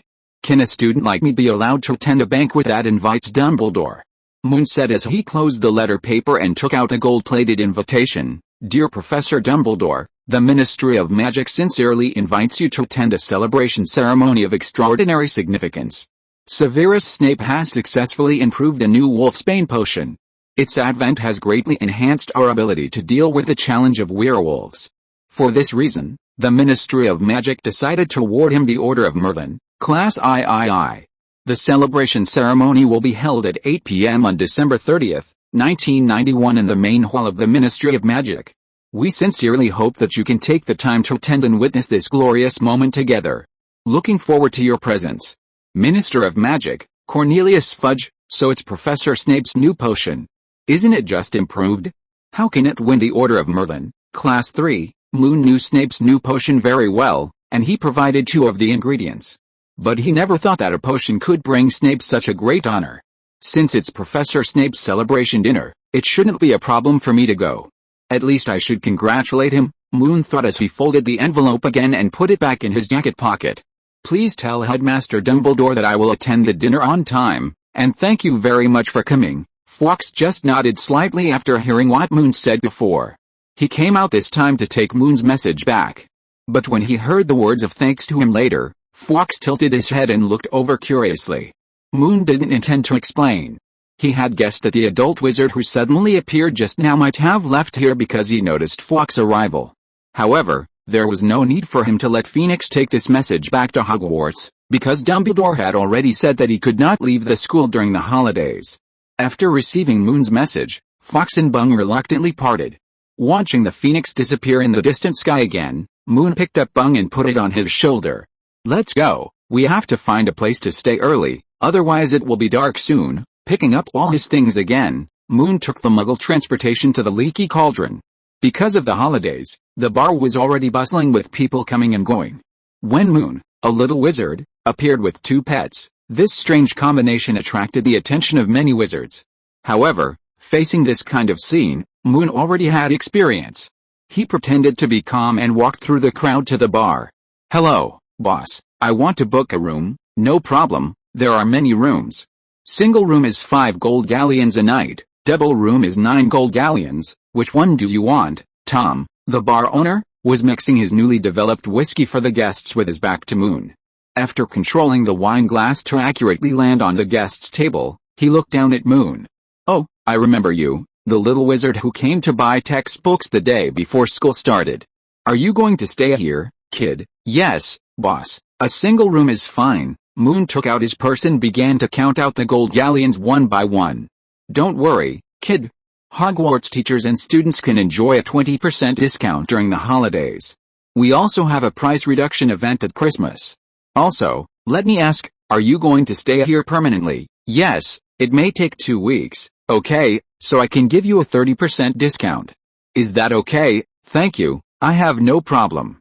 According to the agreement, Moon paid the room fee for 10 days first, a total of 35 gold galleons. It was not because Moon did not want to pay it all at once, but because he had no money on him. As for the remaining room fee, he could only wait until tomorrow to go to the pharmacy to sell a batch of potion materials to make up for it. Boss Tom was easy to talk to. After Moon paid the money, he immediately took his suitcase and led him to the second floor. There is a free meal every day at noon and in the evening. You can come downstairs to eat on time. Also, there may be some noise in the bar. I hope you don't mind. Try not to go out at night, Tom introduced and led Moon to the innermost room on the second floor.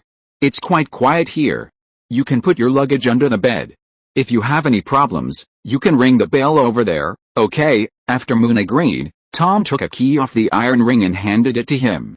Just give me the key when you check out. When Tom left, Moon had time to observe the room carefully. There was a huge wooden bed by the window in the room. The items on the bed were a little old, but they were washed very clean. The light in the room was not very bright. Through the window, you could see the scene in the backyard of the bar. Moon was quite satisfied with this place. While Bengbeng and Zhizhi were inspecting the new territory, he opened his suitcase and looked through the Christmas gift given to him by the professor. Chapter 222, A Backhand. The footprints of adult wizards that appeared outside the bridge today made Moon realize that it was not very safe outside the school. So now he must find a way to increase his self-protection ability. The invisibility cloak given by Professor Dumbledore must be worn with him, which can play a very important role at critical moments. Professor Flitwick gave Moon a screaming yo-yo as a Christmas gift. When it is disturbed, it will make a shrill scream, which can attract the opponent's attention and buy time for Moon to escape or take other actions. Professor McGonagall gave Moon a metal shield badge. When a wizard attacks, the badge will automatically activate the Iron Armor spell for defense. However, the protective ability of this Iron Armor spell is very limited, and it may not be completely blocked in the face of powerful magic attacks. Of course, Moon does not need complete protection. It is enough for the badge to block a spell damage for him. Professor Sprout gave him a herbal aromatherapy box. The herbs in this box can emit 3 kinds of smells: refreshing, calming, and psychedelic. Just turn the switch on the box to get different effects. Did the professors know something? After Moon had mastered the use of the 3 magic props, he couldn't help but feel a little nervous. The gifts given by the professors were too suggestive, and almost all of them were related to fighting. Moon didn't know whether other people received Christmas gifts from the professors, but he knew that Cedric and Hermione received gifts from Sprout and McGonagall respectively. A moondew flower and a small packet of seeds. This was the best gift given by Professor Sprout after learning that Cedric's experiment to improve the potion had failed. As for Hermione, she received Professor McGonagall's Transfiguration book notes when she was a student. Whether it was herbs, seeds or notes, these were all considered to help the young wizards increase their magic experience in a certain field. According to this inference, the experience that the professors wanted Moon to increase was fighting. Did I leave a combative impression on the professors? Moon held a defense badge on his chest, the screaming yo-yo in his left hand, and the psychedelic aromatherapy box in his right hand, recalling his daily life in Hogwarts during this period. I just have a spell practice classroom, and I often practice with a giant squid in the Black Lake. But I am still very good in school. After thinking for a long time, Moon still couldn't figure out the professor's thoughts, so he just ignored it. Anyway, these 3 gifts are very useful to him now. Whether it is to deal with the wizards who followed him today, or to return to another world to deal with the wizard war, these 3 things can improve Moon's self-protection ability. Why didn't I receive Professor Snape's gift? Moon gave gifts to the deans of the 4 colleges. Among them, the gift for Professor Snape was a new potion material that Moon discovered in another world, the scales of the ground armored beast. This material is not very precious, but it is very suitable as a Christmas gift. Moon looked through the suitcase again and found that there was still no gift from Professor Snape. Harry gave a chocolate frog, Neville gave a strange flavored bean, Seamus gave a Filipino firework, and Cedric gave an ash potion stirring stick. Then there was Hermione's carving toolbox and the gifts from the professors. Could it be that this book was given to me by Professor Snape? Looking at the only book left, the Practical Handbook of Defense Against the Dark Arts, Moon remembered what happened on Christmas night. He had just stood under the Christmas tree when the gift bag fell on his head. I have to say, it really looks like Professor Snape's style. Moon had a similar experience before. It was when he was studying potion analysis. Professor Snape wrote a booklet and put it in the library, and then Moon happened to find it. Of course, Moon only figured it out later that this was actually a trap set by Professor Snape. After roughly browsing the handbook, Moon found that in addition to introducing the detailed classification of dark magic, the largest part of it talked about the counter-curse and anti-curse methods for common dark magic. No wonder Professor Snape wanted to be a professor of defense against the dark arts. It turns out that he has such a deep attainment in this area. After reading the booklet, Moon found that Snape not only mastered the anti-curse of most dark magic, he also analyzed the applicable scenarios of different counter-curses and anti-curses, as well as the difficulties and coping strategies that may be encountered in the process of anti-curses. These contents are much more detailed than the Defense Against the Dark Arts textbook that Moon studied. After reading it once, Moon still felt unsatisfied, so he studied it carefully again. The next morning, after packing up everything, Moon took his suitcase and 2 pets and came to Diagon Alley again. Yesterday, because of the holiday, many shops were closed. However, after just one night, Diagon Alley returned to its previous bustling scene. There were many wizards coming and going on the street, including many little wizards like Moon who were on vacation from Hogwarts. Moon did not go shopping casually, as he did not have much money on him now. With a certificate letter given by Professor Snape, Moon went straight to Slug and Gig's pharmacy. Before entering the pharmacy, Moon noticed the 2 reliefs of figures on the door. According to what he heard, these 2 people were the founders of the pharmacy, and they were also a couple who founded the pharmacy together 300 years ago. When he pushed open the old wooden door, a strange and strong smell hit him. Moon couldn't describe the smell at all. The most intuitive smell reaction was that he wanted to vomit. When Moon was about to go out to relax, the smell suddenly disappeared and turned into very fresh natural fragrance.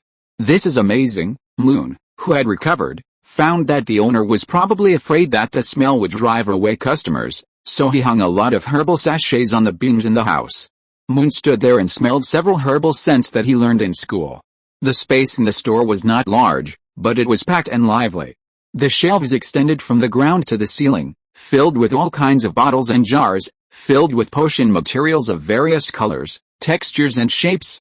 Moon saw bat wings soaked in green liquid.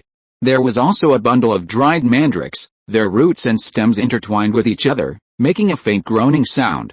There was also a red liquid in a delicate crystal bottle, as red as a gem, emitting a mysterious luster. Moon stared at the label and saw that it said dragon's blood. 2,500 gold galleons ounce. Just when Moon was curiously looking at everything in the pharmacy, a little wizard who was originally helping in the medicine cabinet found him. Moon, Scarlett, why are you here? Hearing someone calling him, Moon looked back. Are you John Slag, a senior in the 7th year of Hufflepuff? Yes, Cedric and Bernard both said that your memory is very good, and it's true. John Slag took off his work apron and walked out of the counter while speaking.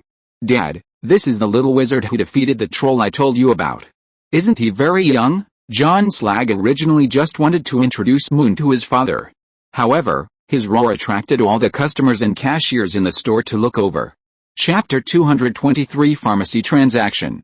Although Moon has not been in school for a long time, he has broken many records of Hogwarts students. These include making wands, joining the Professors Club in the first year, and participating in improving the Professor's protective levels. These things have never been heard of by any little wizards before. Of course, if you want to say the most impressive event among these records for the little wizards, it is naturally on Halloween, when Moon defeated the troll by himself. It is also because of this incident that Moon is known to all the students in Hogwarts. So it's you did a great job. After listening to his son's introduction, the owner Slug immediately put down the herbs in his hand and walked out of the counter. When he was about to approach Moon, he took off the dragon leather gloves on his hands and extended his hand enthusiastically. You can defeat the troll and protect the school in your first year.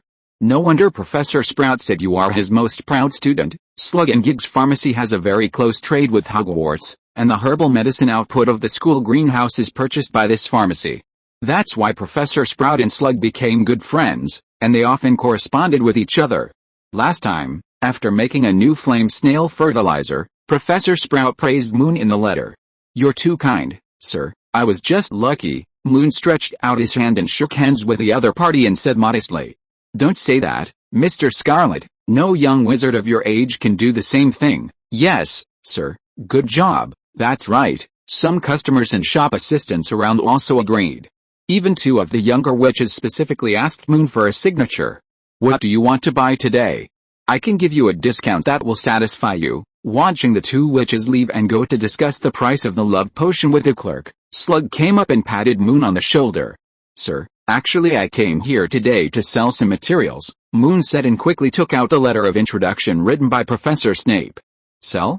I've never done this kind of business with students." Looking at Moon's thin body, the owner Slug took the letter in confusion. He had just opened the letter and read half of it when the owner Slug slammed the envelope shut. "You are the little wizard that Snape mentioned a week ago." When Snape gave Moon the letter of introduction, he also sent an owl to Slug and Gig's pharmacy. At that time, the letter only said that a little wizard would come to sell potion materials and asked him for help. However, 2 days ago, after learning that Snape had improved the Wolfsbane potion, the owner Slug wrote a letter to inquire about it and found out that some of the materials in the newly improved Wolfsbane potion were provided by this little wizard. If Professor Snape only used that little wizard to introduce, then it should be me, Moon said with a helpless smile. He knew that he had made the potion professor heartbroken several times because of the materials. It was normal for the other party to put some small obstacles on him in the letter. "Oh, don't say that. Professor Snape is actually a very good person." Shopkeeper Slug invited Moon to sit in the reception area next to him. Although he didn't know what misunderstanding there was between Moon and Snape, Shopkeeper Slug didn't plan to get involved.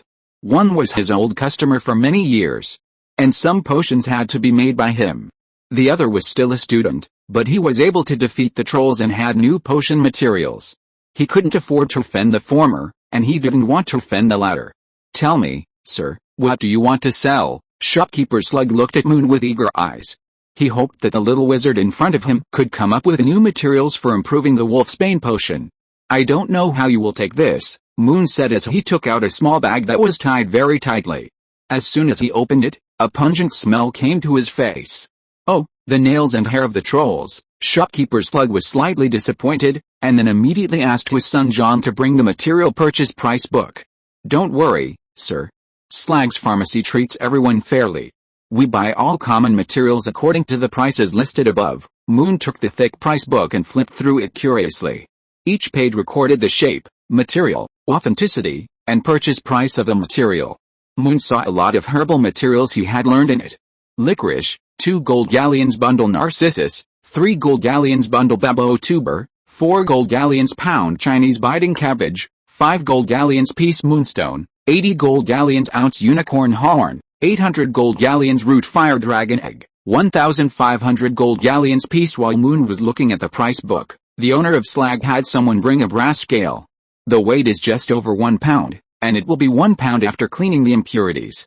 How about the price of 20 gold galleons?" "Of course, no problem for me," Moon nodded. He didn't expect a giant monster's toenail to sell for much. Seeing a clerk take away the giant toenails with disdain, Moon took out a palm-sized jar from his suitcase. "Moonstone powder." Slug, the shopkeeper, opened the jar and was a little surprised. A little over 4 pounds, 330 gold galleons. Hearing the other party's price, Moon then took out 2 jars of the same size. This time Slug didn't recognize it. He pinched a little bit of the black material in the left jar and sniffed it under his nose. "It smells like the sea. Could this be the new material that Snape mentioned?" Slug said hurriedly and opened another jar to smell it. "It also smells like the sea." Looking at the other party's inquiring eyes, Moon smiled and nodded. "Yes, they are the new materials in Professor Snape's new and improved potion." Hearing Moon's answer, Slug, the shopkeeper, held the jar tighter. "These 2 jars of materials are lighter than the moonstone. I will give you 400 gold galleons for each jar." "Okay." Moon was also very satisfied with the price. Although these 2 materials are new materials, they can only be used as ingredients in potion making, so the price will not be very high. Okay, I'll go count the money for you right away. After getting the new materials he had been longing for, Slug picked up the jars and prepared to leave. But Moon stretched out his hand to stop him. Wait, I have something else here. What else? Seeing Moon take out a long bag from the suitcase, Slug's brows frowned unconsciously. He had never seen a wizard take out so many materials at the same time. When Moon untied the bag and a section of the materials appeared, Slug quickly sat back in his original position. How did you get this thing? I haven't received it for more than 10 years, Slug said. Immediately letting go of the jar and reaching out to grab the new material, unicorn horn. If you're listening to this novel on a channel other than Fanfic World, it means they downloaded and uploaded it without effort. We cordially invite you to visit our channel, Mundo Fanfic Novelis. There you'll find the original version of this story and you can explore many other novels of various genres. We're waiting for you to immerse yourself in a world of incredible novels. Chapter 224, Spell Attack. Unicorn horns are becoming increasingly rare in the British wizarding world. Even though everyone knows that there is a group of unicorns raised in the Forbidden Forest outside Hogwarts, no wizard would ever go and kill them. All wizards know that hunting unicorns will bring on an evil curse that cannot be broken. The Ministry of Magic has also enacted relevant laws to protect this species. Another point is that if a unicorn dies naturally, ordinary people will not be able to find its bones. Because when a unicorn feels that its life is about to end, it will leave the group and find an uninhabited place to die quietly. That's why the owner of the slug shop said that he hadn't received a whole unicorn horn for more than 10 years. Mr. Scarlett, the owner of the slug shop, straightened his collar and sat upright. Only then did he treat Moon as an equal customer. Before purchasing, I would like to ask, this unicorn was not hunted, right? Of course not, it died of natural causes. This unicorn horn comes from the Bailey family, who keep this magical animal in captivity on a small island. Because the island is not very large, even if this kind of animal chooses to die alone, it will be easy to find the body. Oh, then I'm relieved, Slug said, carefully examining the horn. Although it has been separated from its owner's body, it still emits a faint silver-white light. The color, appearance, and hardness are all good. It weighs 13 pounds. I am willing to pay 900 gold galleons to buy it, because unicorn horns are relatively scarce. Slug added 100 gold galleons on top of the original purchase price. No problem, you can take a look at this first, and then we'll calculate the money together. Just now, when Slug was examining the horn, he cast several spells that Moon couldn't understand at all. It was the same, letting him know that the shopkeeper in front of him should be good at examining medicinal materials. In this way, he can take out those precious materials with confidence. Moon said as he took out a small wooden box from his suitcase again, but the lid of the wooden box was just half open when Slug's big hand pressed it directly. Click. The box was closed again. Don't open it here, let's go to the back room to talk. Slug's face flushed as he spoke, and his eyes looked around, fearing that someone would eavesdrop. Even his tone was trembling.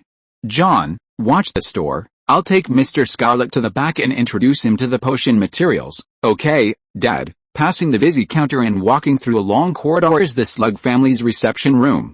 Moon had just sat down when a house elf wearing the same green clothes as the front teller came out with hot tea.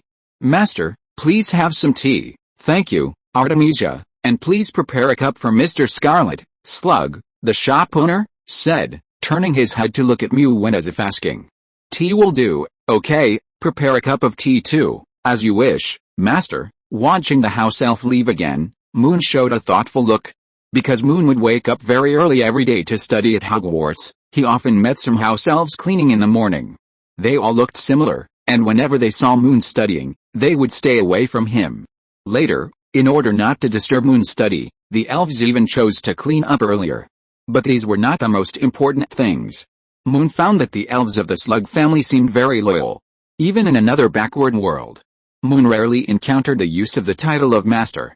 After serving tea, the house elf named Artemisia was arranged by the owner of Slug to guard outside the door and prohibit anyone from entering.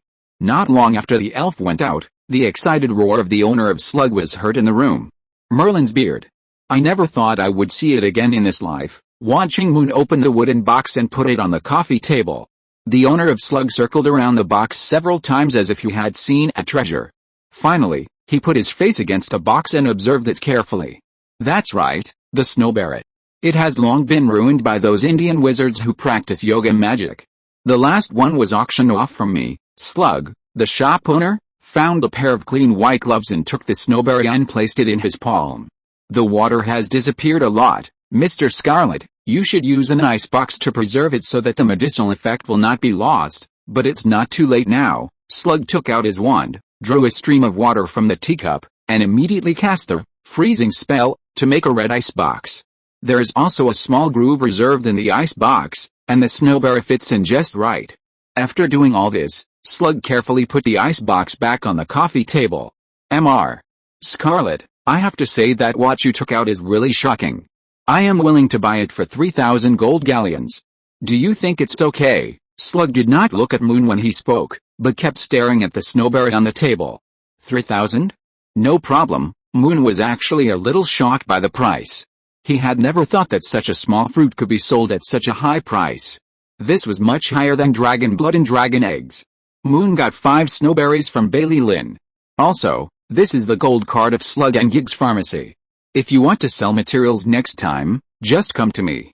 With this card, you can get a 30% discount on all materials. The Slug family has been running a pharmacy for more than 300 years, and has a thorough research on some magic potion materials.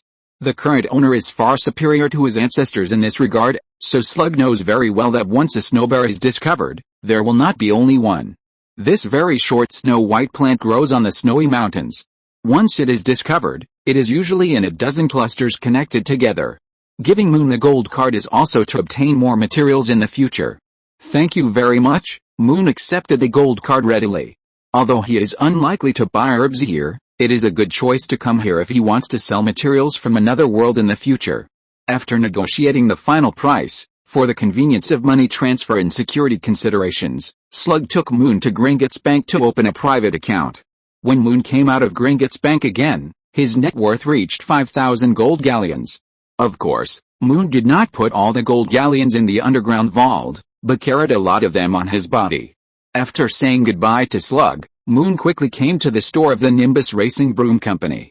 Harry's Nimbus 2000, in fact, he had been coveting it for a long time, and this time he finally had the opportunity to get it. It was a good deal to buy a broom that could reach a speed of 100 miles per hour and could make a 360-degree sharp turn anywhere in the air, which was used by European professional Quidditch teams, at a price of 150 gold galleons. After paying the money, Moon had just walked out of the store door when a spell suddenly struck. Chapter 225 Dark Wizard Sneak Attack. Crack. Moon had just stepped out of the door of the flying broom shop when the defensive badge on his chest cracked instantly. This was a Christmas gift from Professor McGonagall to Moon. Whenever he was attacked, he could send out an iron armor curse to defend himself. At the same time as the badge cracked, Moon's head suddenly felt dizzy. Sleeping curse. Who is it? Moon shook his head hard and glanced at the crowd outside the store. After finding nothing unusual, he wanted to retreat back into the store to hide. Suddenly, a wizard covered in a black robe with only his eyes exposed jumped out from behind him. I knew you would escape to the store. With a cold and hoarse voice, the black-robed wizard reached out and wanted to embrace Moon. But he didn't know that the sleeping curse had little effect on Moon. Noticing that the other party was very casual, Moon stuffed Professor Flitwick's screaming yo-yo into the black-robed wizard's hand and pressed the switch. What? The black-robed wizard was stunned for a moment when something was suddenly stuffed into his hand. Squeak! Before the black-robed wizard could react, the screaming yo-yo burst into a loud chirping sound. Moon took advantage of the situation to step onto the flying broom, kicked back suddenly, and rushed out of the store quickly. The piercing sound instantly made the black-robed wizard the focus of the people around him. What are you holding? Turn it off, it's too piercing, can't you hear it? Noticing that several wizards were walking towards him, the black-robed wizard threw away the screaming yo-yo in his hand and rushed out of the door, diving into the bustling crowd. At this time, Moon, who was flying high in the sky outside, also became the focus. Seeing the black-robed wizard running away, Moon rode on his flying broom and was about to chase him, but a team of aurors in black clothes ran out of the crowd. The last time Gringotts Wizarding Bank was robbed, Moon had seen this Ministry of Magic security force in Diagon Alley. Hurry up and come down. Flying over Diagon Alley is not allowed. You are still a student.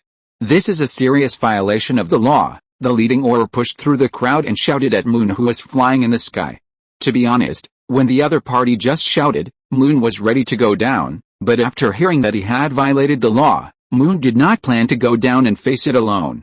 He flew quickly above the crowd until he found a familiar figure, and then controlled the broom to slowly land. Professor, someone just attacked me, and I had no choice but to use magic to fly into the air. Catch you? Retell the story in detail. Snape actually saw Moon a long time ago. Although he didn't know what happened, he still chose a conspicuous and open place for Moon to land beside him.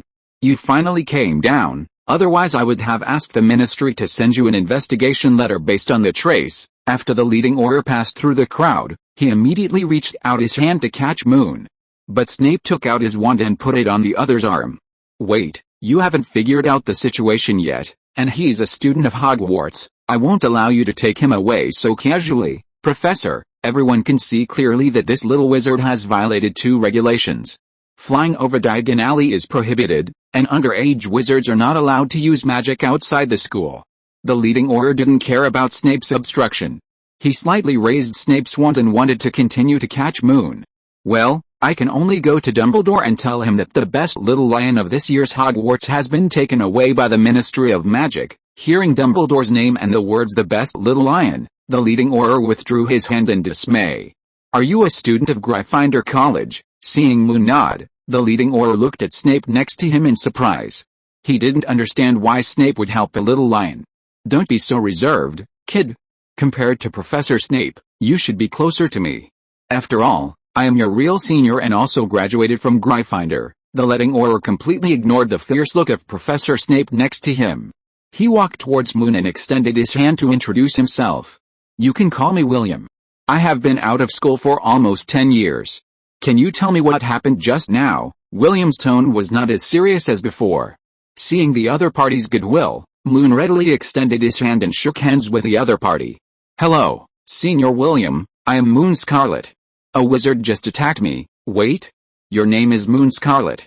Did you defeat the troll that appeared in the school on Halloween? Yes. Moon never thought that his reputation for defeating the troll would spread so far.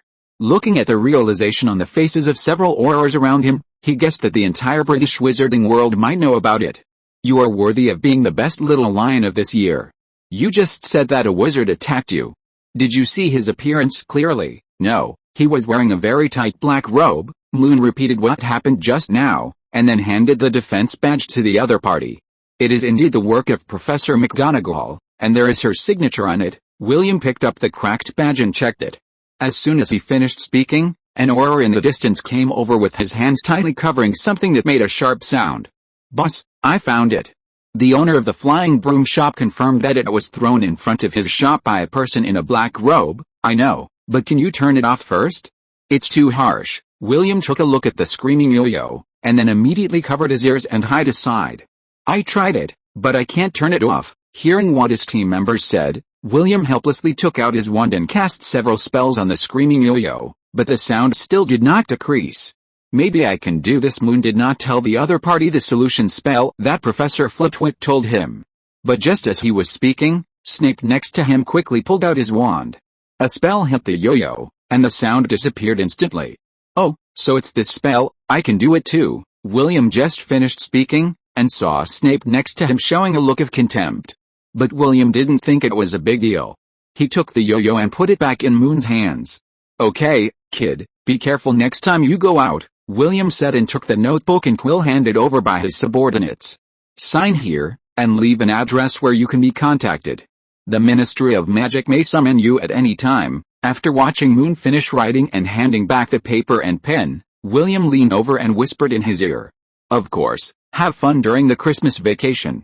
After all, no one is patrolling here as hard as we are. Thank you, Senior. Hearing the other party say this, Moon breathed a sigh of relief and responded with a smile. You're welcome. Remember to say hello to Professor McGonagall from me. After William finished speaking, he looked at the wizards around who were watching the excitement. Okay, everyone, go and do your own things. A dark wizard actually attacked a Hogwarts student. No matter what the reason is, our Aurors will increase patrols and will definitely catch the murderer. End of this chapter. Thank you very much for reaching the end. Don't forget to like, Looking for more exclusive content and immediate access? Subscribe to our Patreon. Remember, every like, subscription, or donation encourages us to continue. Thanks to everyone. See you in the next video.